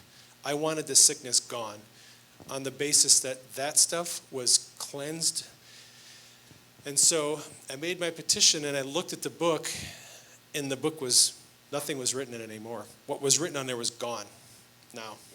Now I'll tell you another story where I actually saw what was making the writing on the book disappear. So I asked for a verdict. I saw something like a rolled up piece of paper, like a scroll. Came out, grabbed it, took it, and that was it. Now this whole experience took about maybe 7 or 8 minutes. Holy Spirit invited me into the experience. I used my will to engage the experience and go into the court and ask her. And all of this, I'm in my bed, my eyes are closed, and I'm just seeing stuff in my imagination. This is not deeply super mystical, crazy stuff. I'm laying in my bed. I'm trying to go to sleep, and I'm just having these visions in my mind, and I'm having a conversation with, and I never saw a judge. I never saw Jesus. I never saw anyone in the court, no, except for the one angel who went down and got the book and brought it back. And a swirling cloud of dust, it was the adversary. That's all I saw. By that afternoon, the fever was gone and I was healed. And I felt great from that point on. So, about 2 months later, a very, very close friend of mine who lives in Australia, who's starting up a new business, has been having all kinds of problems with his business startup. And the Lord had been giving me dreams about his business. And he and I have been going back and forth, talking about what's going on with his business. The Lord is giving me all kinds of insights and asking me to intercede and pray. I tell people I'm not an intercessor. Maybe I am. I don't know. I had a kingdom partnership with this fellow in Australia. God put me on an assignment with him to help him build this business for kingdom purposes. We had a divine alliance. Okay? So when his business starts having all these problems, and we're talking back and forth, he goes, we have some very short deadlines coming up, and we have got to get some legal problems resolved. And I said, let me go to the court of heaven for you.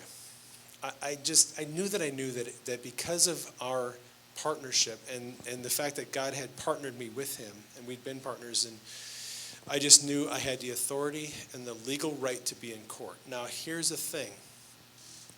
Robert Henderson writes the book, Operating the Courts of Heaven. He was in the court on the invitation of some political leaders in Colorado who invited him and authorized him to represent them in the court of heaven. Robert goes there, and the first thing that the adversary does is say, what right does he have to represent them? And so Robert said, look, these elected leaders who represent this area invited me personally to represent them in court. I have a legal right to be here. Because here's the deal. The kingdom of darkness can be very, very legalistic, and they know their rights. And if you do not have a right to be there to represent that person, if the adversary questions your right to be there, you may lose your case. So I would suggest asking the Lord if you have permission to be there to represent the person you're going before. I think it's a good idea. So I went there. We did the little virtually the same thing that I did for myself. Made a petition.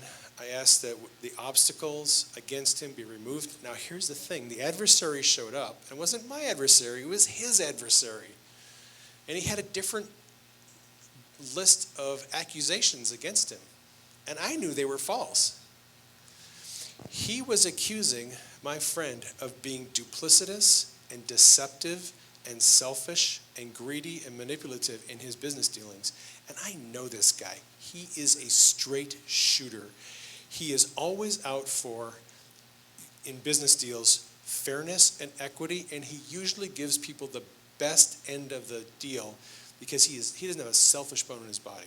That's just how he is. He's a straight shooter, a really on the level kind of a guy. So I knew those accusations were not true. So I disputed those accusations. It wasn't my adversary, it was his adversary. I could dispute them because the Bible doesn't say you can't dispute your friend's adversary. I don't know. So I basically told the court, I dispute the accusations of the adversary. I am going to testify on his behalf because the court accepts the testimony of witnesses. And I'm a witness to his life. I know that he is a righteous and just man, and these accusations are false. So I said, I am here to testify that my partner is a righteous man, he is a just man, he is fair, he is not selfish, and I want the court to record my testimony on his behalf to dispute these accusations. And I'm asking that all obstacles for his business be removed and it be allowed to move forward with speed, and I ask the court to give me a judgment on that, to that effect. So I do that. Can I get a scroll, please? Thank you. Take my scroll. Get your paperwork. I talked to him about a week later. Hey man, how's it going? He goes, you wouldn't believe it. It's awesome. Got a new plan. Everything's rolling. Things moving forward. All obstacles gone. No worries, mate. It's all good. Thanks a lot. And it just like that, everything cleared up and it was moving forward. So 2 weeks ago, I got another request from a friend he lives overseas. He's having some relationship issues with his wife, and her business is having some problems.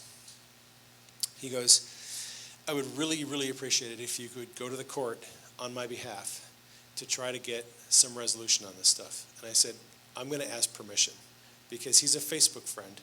And he and I don't have, we're kindred spirits. I love the dude. He's really has a great heart. But I don't know that I have the legal right to represent him because I don't know if I know him enough. So I said, I'll ask the Lord, and if he gives me the green light, I'm going. So that night I have a dream. And in the dream, this friend of mine gives me authority and permission and signs over his affairs to me to be a representative, to manage his affairs in the dream. So I wake up in the morning, write the dream down, email, Facebook, hey buddy, good news. Pretty sure the Lord gave me permission to represent you. So so 2 nights later, I was so tired that night I couldn't even do anything, so I went to bed. So the next night, before I go to bed, I'm laying there, and I go to the court. Same deal, I show up there, I see the courtroom. In all of these cases, I did not see a judge, I did not see Jesus. The adversary shows up, this swirling cloud of dirt with all these weird things he wants to accuse people of. And there's a book there. And every time I looked at it, and each book was different. This book looked similar to the previous two, but it was slightly different. So let the books be opened. Book is opened. I see accusations. I see accusations over here from the enemy. And because my friend is a believer, I know that the accusations against him are either untrue or covered by the blood. So I just go for covered by the blood. And actually what I saw was, then I saw an image that was just a swirling pool of blood. And I said, I want the blood of Jesus to testify on his behalf.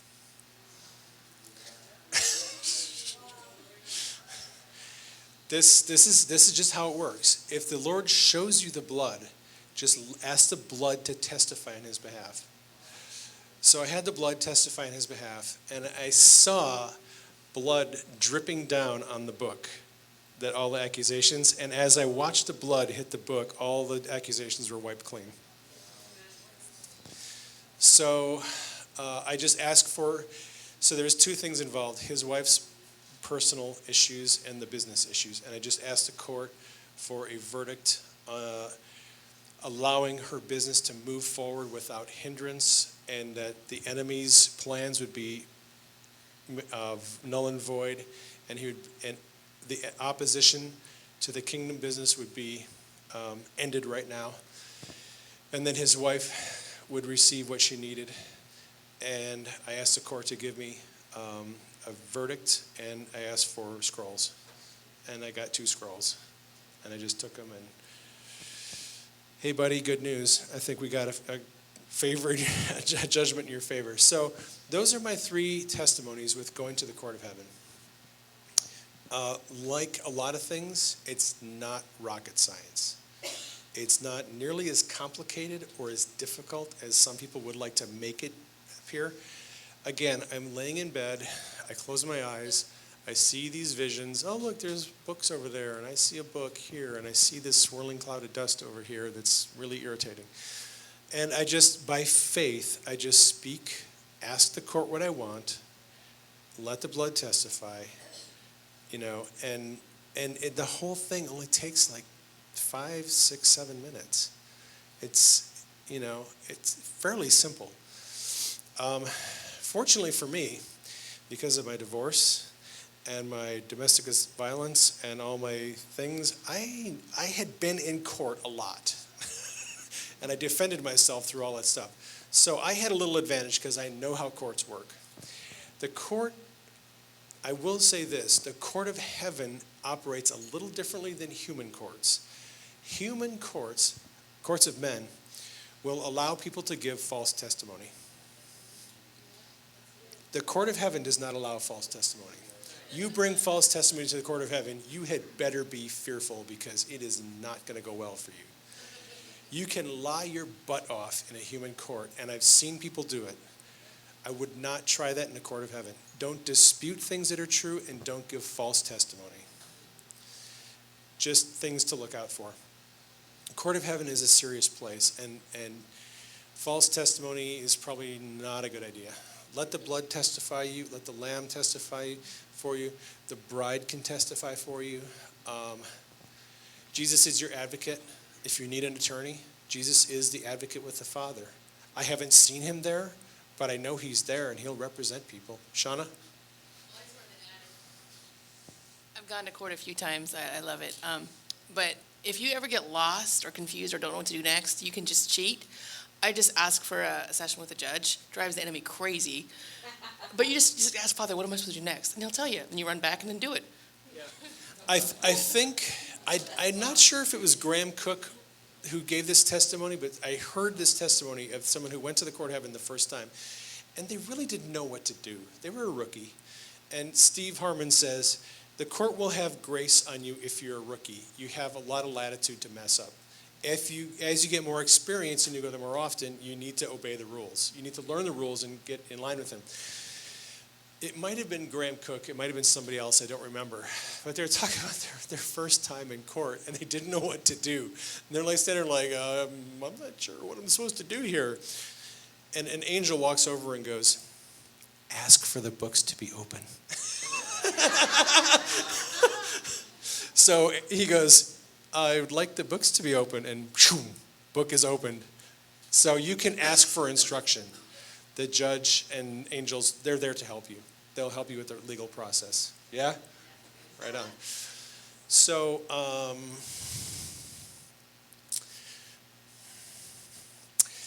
that kind of ends the lesson. I don't have a whole lot more to add, I don't think. I am just an average guy like the rest of y'all. I'm not some super highly anointed knucklehead who needs so many green M&Ms in his jar when he comes to a hotel. I struggle with the same problems you guys struggle with. I have the same issues. I have the same fears and the same nonsense. I work for Pharaoh, and my job is miserable sometimes. And but God still uses me in some amazing ways. And you have power and you have authority and you have dominion, and we just need to start operating in it. Really. So I'm gonna close my discussion, but if you guys have questions, comments, anything, I'll be happy to answer what I can. Testimonies? Anybody have any testimonies they want to share?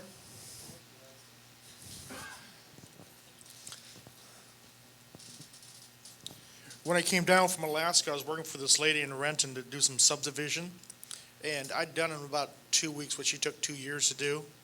And as we're going into the magistrate in the Renton City Hall, I was praying, Lord, this kingdom is a lower kingdom. It has to bow to the higher kingdom.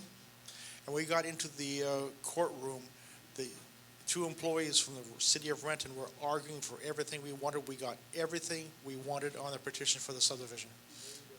And she stopped me, walked up the stairs and said, what are you saying? So I repeated my prayer to her, and we had a prayer of agreement on the steps going into the City Hall of Renton. And we walked out of that courtroom with everything we wanted. Yeah. Now, one of the things that's a little concerning for me, this is commentary on Robert Henderson's book, Navigating the Courts of Heaven.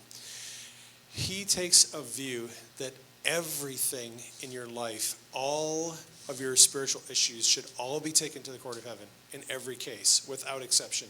He believes you should always go to the court of heaven first before you do any spiritual warfare.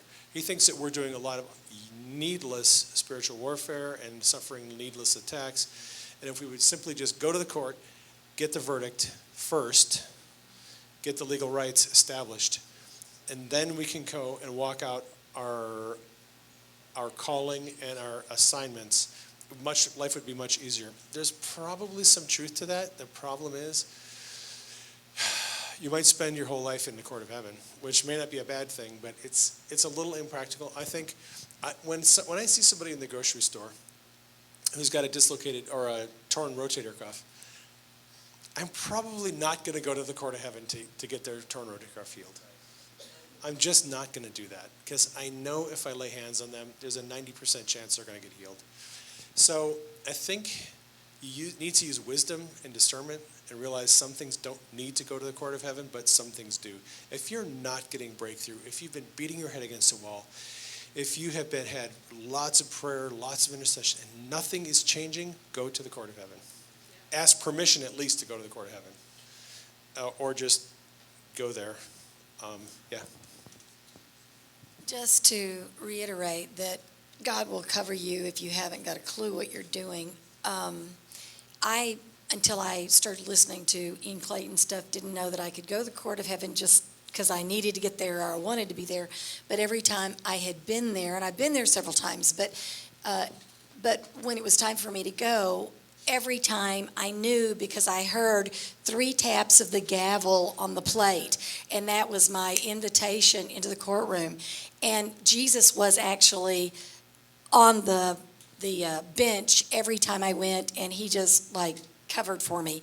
But we did go through, what was going on, and I've been there on behalf of other people, but it was just, the grace of God just covered me. Cool. So, question, comment? Okay. In praying for people to get healed, how do you deal with, especially in the hospital setting or EMS setting, spirit of infirmity? Because that can really stifle, and that's not all that uncommon, that can really stifle your prayers and efforts. Yeah. I would be happy to answer that one. It's been my experience.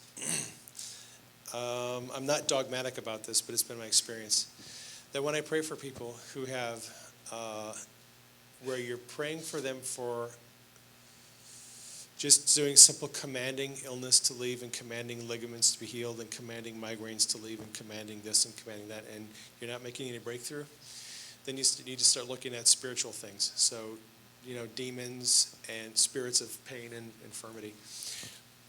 It's my belief that the spirit of pain is the most common spirit that attaches to us that allows other spirits access to us.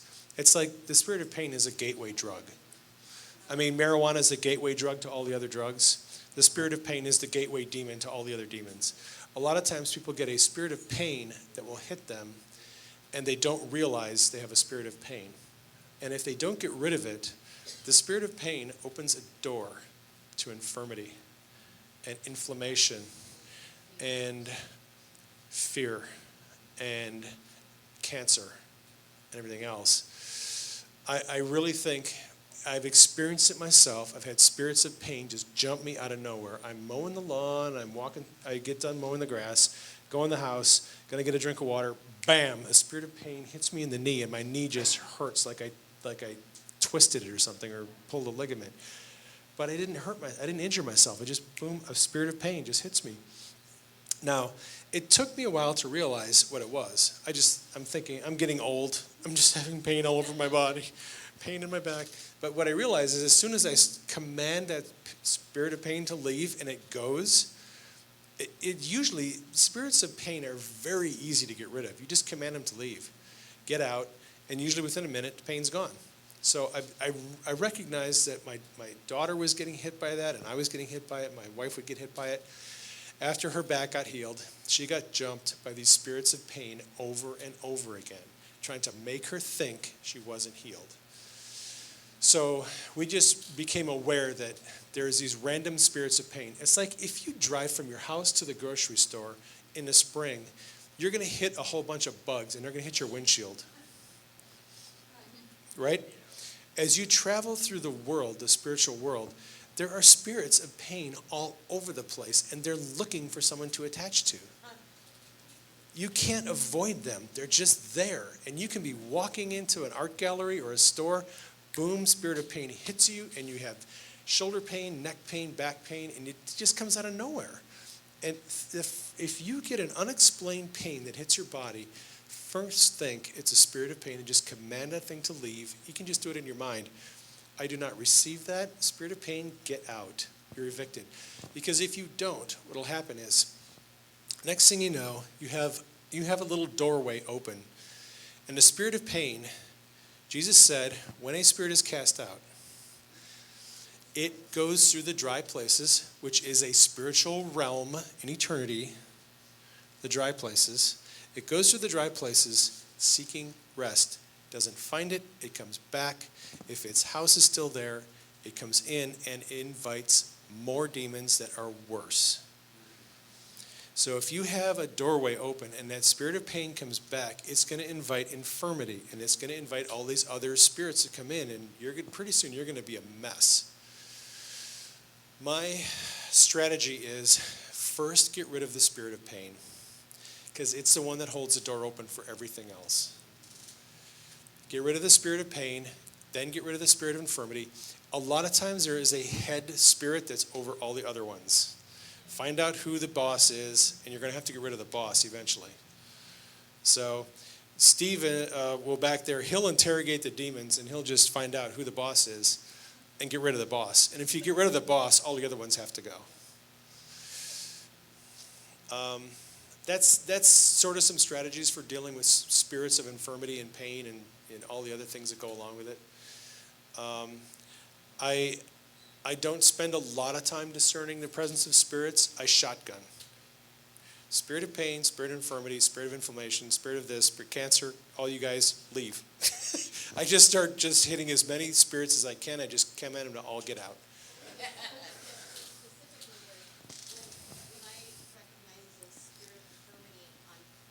What I recognize as a spirit of infirmity on some people is they don't want to be healed. They're attached to their illness. And so, and people usually, to get success in healing someone, you need to have their agreement with you. And it's how do you press, short of a miracle, I just don't have success with it.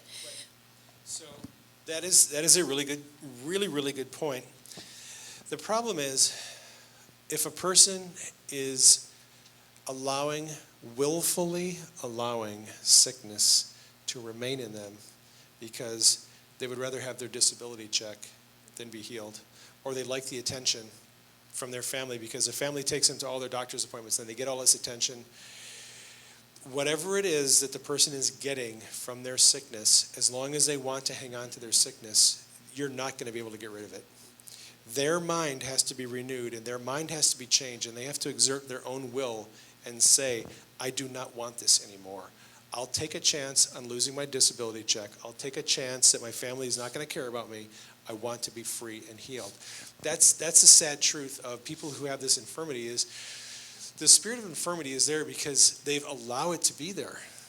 And they have to come out of agreement with that agenda. And until they do, there's nothing you can do to get rid of it. It's just going to, if you get rid of it, it's going to come right back. So.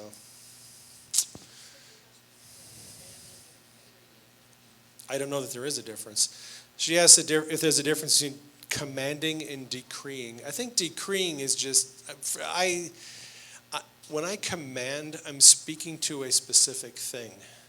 I'm looking at a spirit, I'm commanding that thing to go, or I'm looking at a broken bone and commanding the bone to be made whole. Decreeing for me is, all right, so this is a really good question. The Lord showed me that sometimes what you want to use is an assault rifle, and you want to go after the enemies with an assault rifle and shoot each of them, or a pistol. Sometimes you want to drop a 2,000-pound bomb from heaven on them and just blow everything up. What he started showing me was when I would close my eyes for some conditions, I'd close my eyes and I would see a throne. And he just taught me, when you see a throne, realize you are seated in a heavenly place. You are ruling and reigning with me from the heavenly place. And what kings in the Old Testament, kings would go out to war in the springtime. All the kings would go out and they would do battle in the springtime. Kings just go out doing warfare. Jesus is the King of Kings. He is an emperor of sorts, kind of. Higher than a king. Emperors don't do warfare. An emperor sits on a throne, makes a decree, and because he's the emperor, his servants make it so. So, what the Lord told me is, when you're making a decree, simply declare something and it will come to pass. Just declare it. And because you're on the throne and you're in a place of authority, what you say must come to pass. It's more of a prophetic declaration. You're not speaking to an enemy. You're speaking into your kingdom. You're speaking from your authority. And if you have authority and you're in your place of authority, what you say will come to pass. Jesus actually did this when he was dealing with the paralytic. That's the anointing that he used to heal the paralytic. He said to him, pick up your mat and walk. He didn't command his body to be healed. He didn't put mud on him. He didn't even touch him. He made a decree. He said, pick up your mat and walk. And because Jesus is an emperor, that man's body had to become healed so his decree could come to pass. He just made a decree over him and prophetic declaration, and his body got healed and he got up. Now he had to get up in order for him to be healed, but that's what happened. Jesus operated a lot of different levels of authority. Sometimes mud, sometimes a touch, sometimes power would flow out of him into somebody, and other times he would make a decree. And it was all what I see my Father doing. So I try to ask, what am I doing here?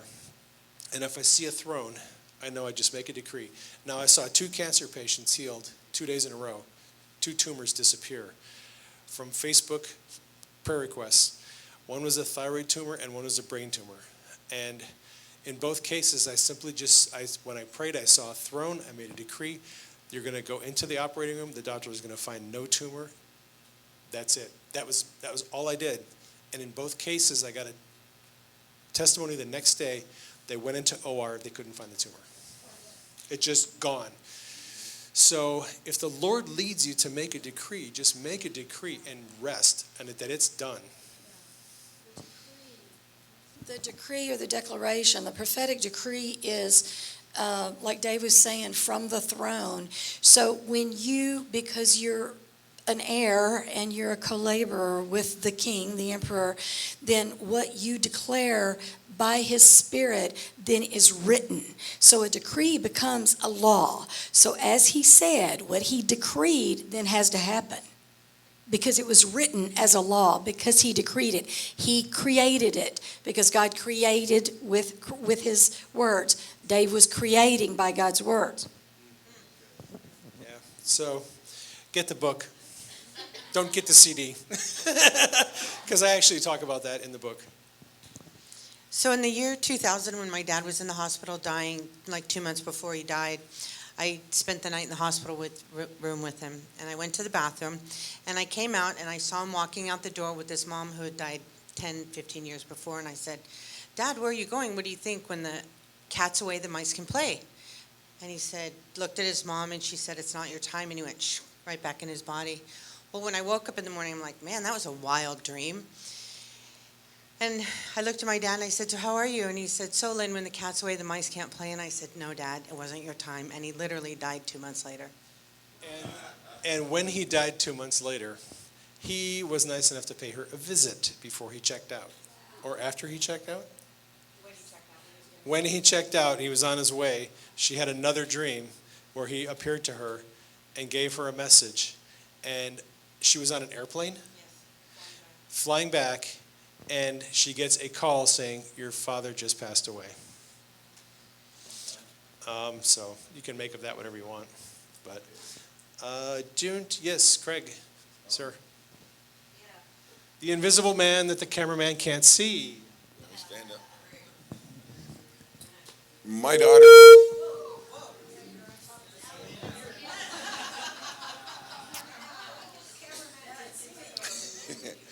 My daughter had married a man that was abusive, got divorced, and the fellow was, the guy was using both witchcraft and the courts to harass her. And so she asked me to go to court with her. So I said, okay, I'll go to court. And in order to prepare to go to court, I went to court. And I went to heaven. And I petitioned the court of heaven for a decree that his witchcraft would be not only forbidden, but if he was stupid enough to defy the decree, that it would be ineffective. And that his ability to harass my line and my grandchildren and my daughter would be cut off. And when we went to the district court here in Washington, she walked up and her lawyer said her lawyer was ill prepared, but despite the fact that her lawyer was ill prepared, every judgment that came from the bench was in their favor. And we had to go to court one more time, and again, which court date had been set before I went to court. And again, we walked in, the judge ruled in her favor, and we walked out, and that has been the end of it. So that's traveling in the spirit, made simple. Anna, would you like to close with something insightful and wise? Steve, get your carcass over here, laddie. Where did you go? Get up here, you scupper. I know you got something you can share. Whatever. Demons. Do you want demon stories, court stories, whatever you want to bore them to tears? Court? Let's see. I remember when I first went into the courts, somebody brought me in there. And it was because I had a curse on me. And I remember it was because I was working with a guy where I was, well, let's see, I can back up. The first time I started really doing deliverance, I had my friend, and it went on for about 3 days, this deliverance, and we kept going at it, and I remember I was starting to learn certain things, how to, control manifestations, I could start, I remember taking Bob Larson's idea and using a Bible and going, sword of the Spirit, and all of a sudden the demon would go like that, and would feel it.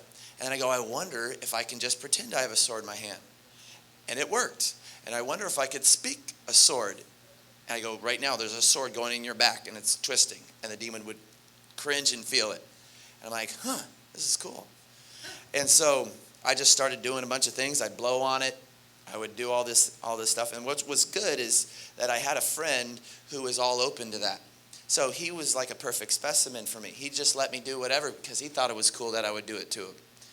I'm like, all right, if you like being manifesting like this, and I mean, that's what I love the guy. He's just no fear, doesn't worry about all this stuff.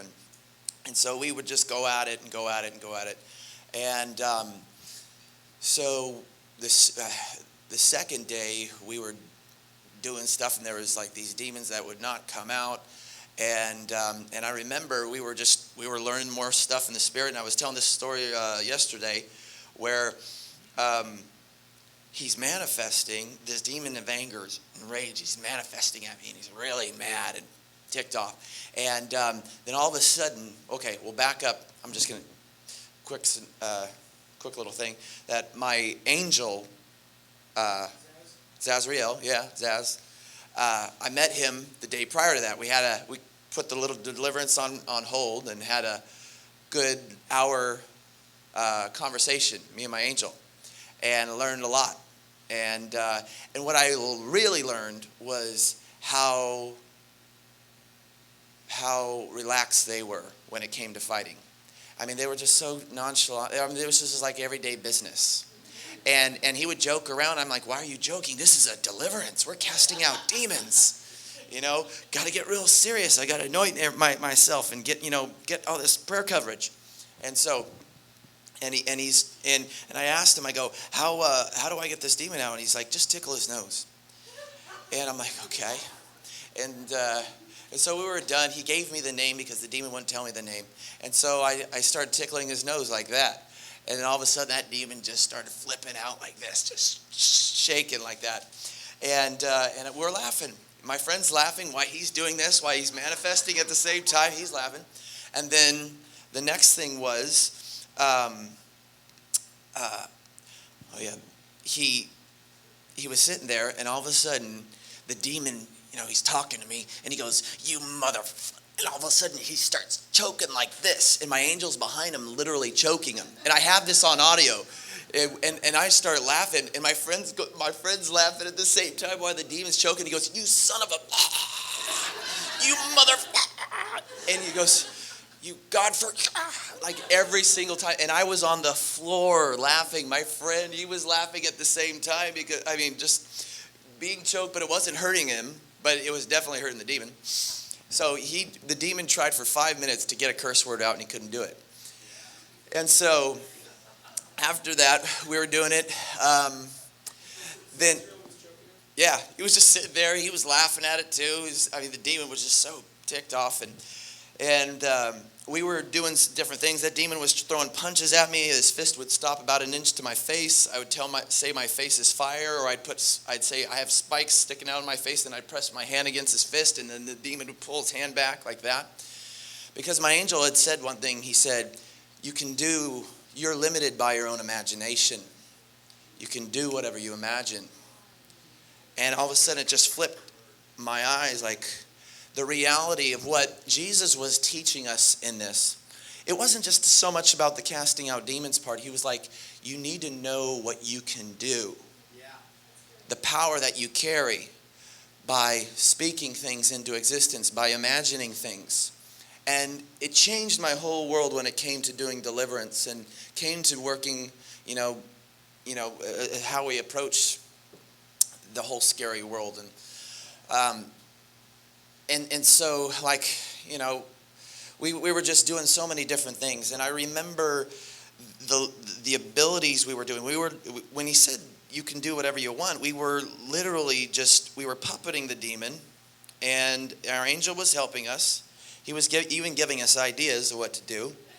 And so the one time the demon just started breaking out in a song and started saying, "Won't you," or he didn't say, he goes, "You are the beloved of God. He loves you. You're so amazing." And I'm going, what the heck is he doing? And I'm confused. And he keeps singing a song about my identity. And I'm like, "Stop right now in Jesus' name. Stop right now." And he's not stopping. And I'm like, what's going on? And then he breaks out. He goes, "Stop it, Zazriel," like that. And then my angel goes, I made him do that. so I was just going, oh my gosh, this is crazy, this is nuts. And so we were doing everything. I mean, we were putting the demon in the electric chair. My friend's bouncing around in the chair, and the demon's frying, and my friends laugh. I go, right now, my buddy's feeling the glory, but the demon's feeling the electricity, and the demon's frying. And so he would go, ah, and all of a sudden, then my friend would be laughing like this at the same time. And then after that, I remember the demon was so beat up after the night. He was literally whining, and he was going, I don't know. So you guys are treating me like I'm a puppy dog. I've been terrorizing Christians for like centuries, and I don't know what you guys are doing, or whatever, like that. And so I was, and then when he said, you're treating me like a puppy dog, I go, puppy dog, that's a great idea. Get on all fours. You're a puppy dog right now. And I got a leash on you. And I imagined a little leash, and I'm walking him around like that, or the room. And then he wanted to bite my feet. And so I let him, and I just, let him touch. And I go, my foot's fire. And he pushed his face back. And so, I mean, Jesus was definitely helping us in different ways. And that night we were going, I remember my buddy, he goes, well, it's like 3 a.m. Obviously these 2 demons are here. I mean, but you know what? Let's just keep them in me, and we'll work on them tomorrow so we can practice on them more. I go, are you sure? Okay. Because we were having fun.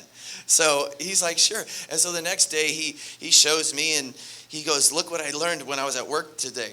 I can put the demon in my foot. I can move it wherever I want in my body. So that he'd tell it in his head to go down to his foot, and all of a sudden his foot would be shaking like that. And then he goes, here, watch, I'm going to make it go into my hand. And then his leg starts shaking like this, and then his arm goes like this, and the demon starts going like that. He goes, look. And he goes, yeah, I'll just put fire on it. I go, if he's going to be in me, I'm just going to have fun with him. So he was doing, do they like drinking the blood of Jesus? No, they don't. So we would have that, we would do a Jesus blood bong, put that in his beer bong, we just do that in his mouth. We would come up with so many stupid things. And then the next day, the insanity just kept going. And I remember demon after demon was coming out of him like nothing. We were just, every single one. And I said, if you cough, you have to come out. And the demon would cough and come out. Or if I snap my fingers, you got to come out. Like that. And next one would come out. And then I said, we started just getting really ridiculous, and I said, you got to get up and dance, and if you stop dancing, you have to be cast out. And he was literally dancing. Any dance I would tell him to dance, he would dance these stupid dances. Okay, and it was being made to do this. Now, obviously, I can't get demons to do it like that. This was a special occasion. Now, what Jesus was teaching us a lot, like I said. So, I was, after the 40th demon came out of him, I go, why is there so many, and why are they coming out so easy? And so I asked the next demon that came up, I go, why is there so many? And all of a sudden I get the word in my head is principality. And I go, is this a principality? And it said, yes, this is a principality.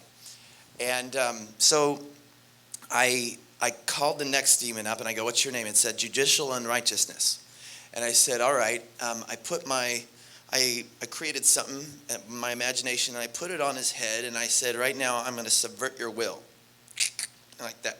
You got to do the prophetic act. Increases your faith when you do that. And so I did it, and I said, now you're going to tell me, oh, I'm sorry, I missed the big part. Let me fast forward the day right before that.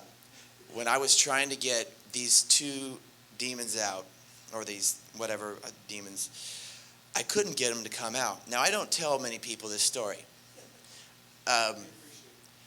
Okay. I couldn't get them to come out. Now, I'm understanding I can do all these crazy things.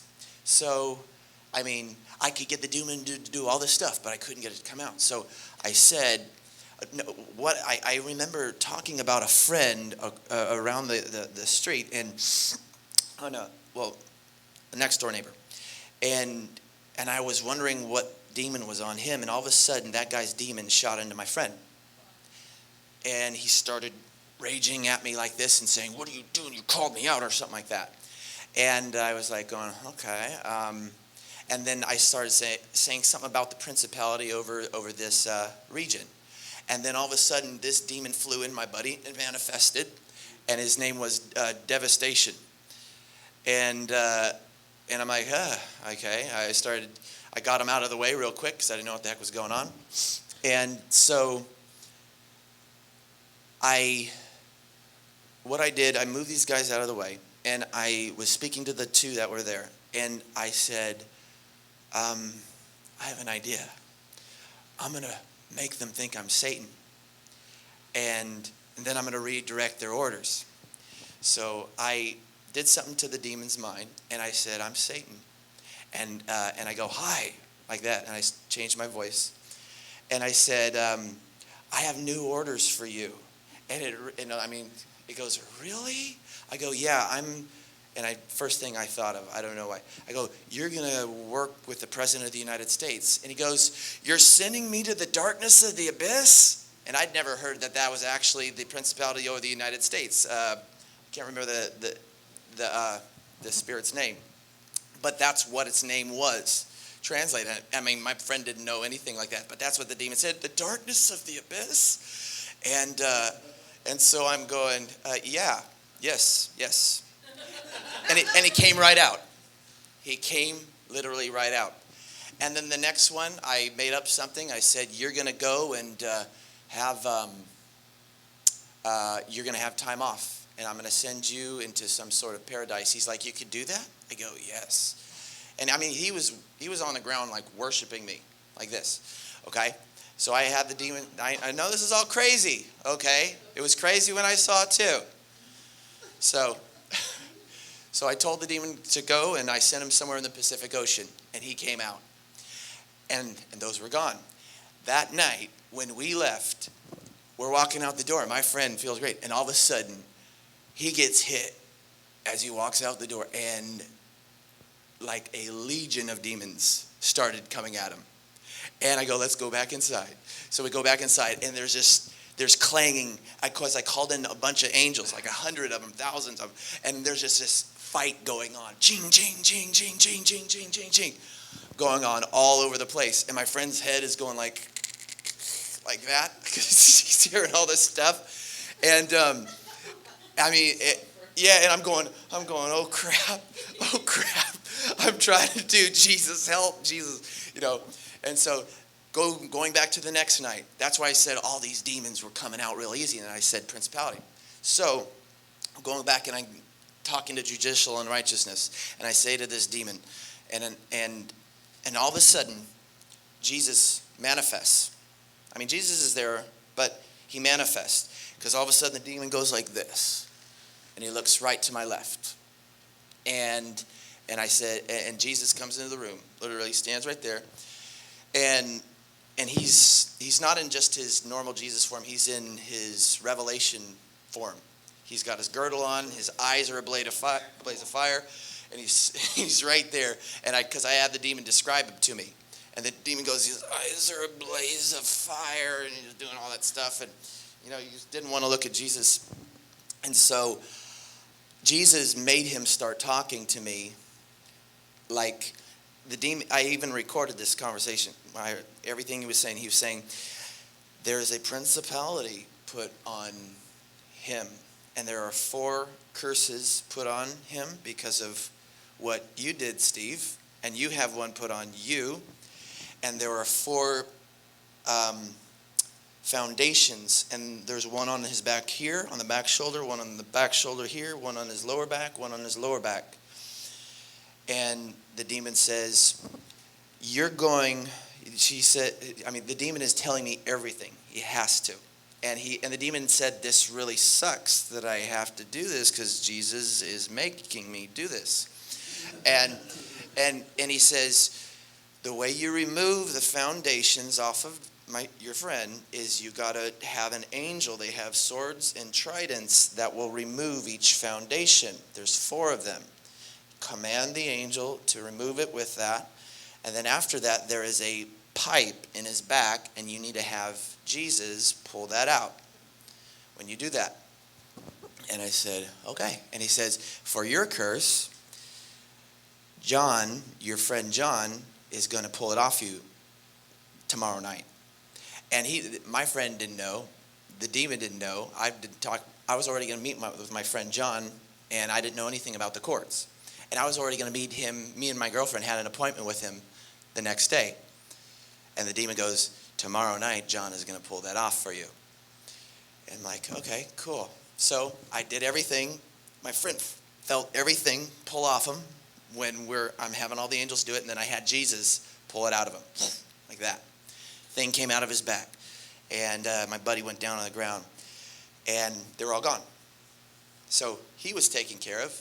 And then after that, I hit him with Glory Fireball, and he flew probably 8 feet when he was done. And when he got up, he was a different person. He had gifts like I've never seen anybody have gifts before. The way he could hear in the spirit was he could hear 3 frequencies. He could hear from God, he could hear angels, and he could hear from demons. And we could have separate channels of where he could actually distinguish each one. And the sensitivity was just like it just removed so much junk off of him. And I've never seen anything like that. So the next day I went to the courts, and my friend led me through courts. I had no idea what it was. And when I went to the courtrooms, I went in there, and literally Satan had to come into there because of what I did. And and he came in there, and he had a nice suit, and he had red eyes, but he had real black hair. And he looked really distinguished, and he was like this real seductive, cunning look on him. I mean, you could tell in his eyes, this guy is very smart. He's deceptive. And he comes in there, and he lays down the accusations for what I did. And I had this curse that was put in my back, and it was like these 4 metal shears in my back from the north, the south, the east, and the west. And it enlarged in my back, and its goal was to twist in my back like that and tear up my back. And what that would look like in the natural was my relationships would all be broken. It would destroy all my relationships in my life. And so I went to there, and I came up, and I confessed what I did, and got it all broken off, got it all taken care of, and it was gone, and it didn't do it. Whatever had happened. But what was cool was the night before, when I hit my buddy with the power, and he went down, and he got up, Jesus was still in the room, and he started, what he said to us, it was like there was so much joy on Jesus. There was so much joy. He's like, son, it was like, I'm so glad of what you and you so-and-so have been doing, because you're going into uncharted territories. This is a milestone, because most people will not do this. Most people just go in with fear. They just go, we didn't want to do this. But he goes, it's okay. It's all taken care of.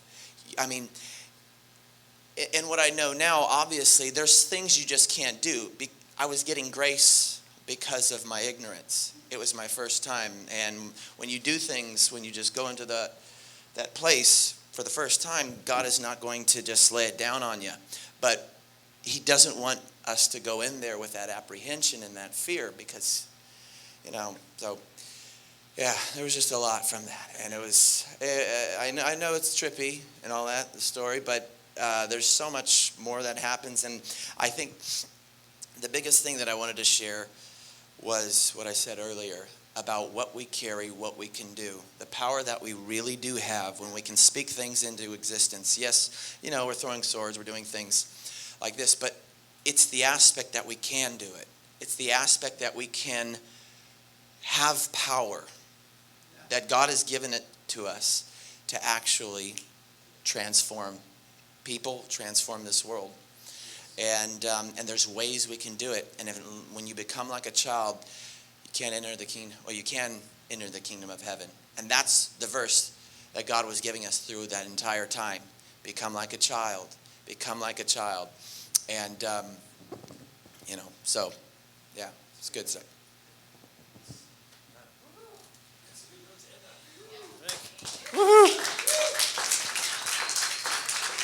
All right, it's almost 2:30. I think we're done. Are we toast? Are we basting and baking and yeah. Whew.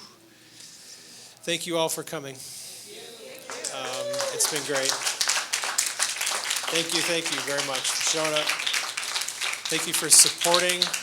Thank you for praying into this. Thank you for supporting us. Thank you for being here and loving us and being a part of the gathering. It's an awesome family of people.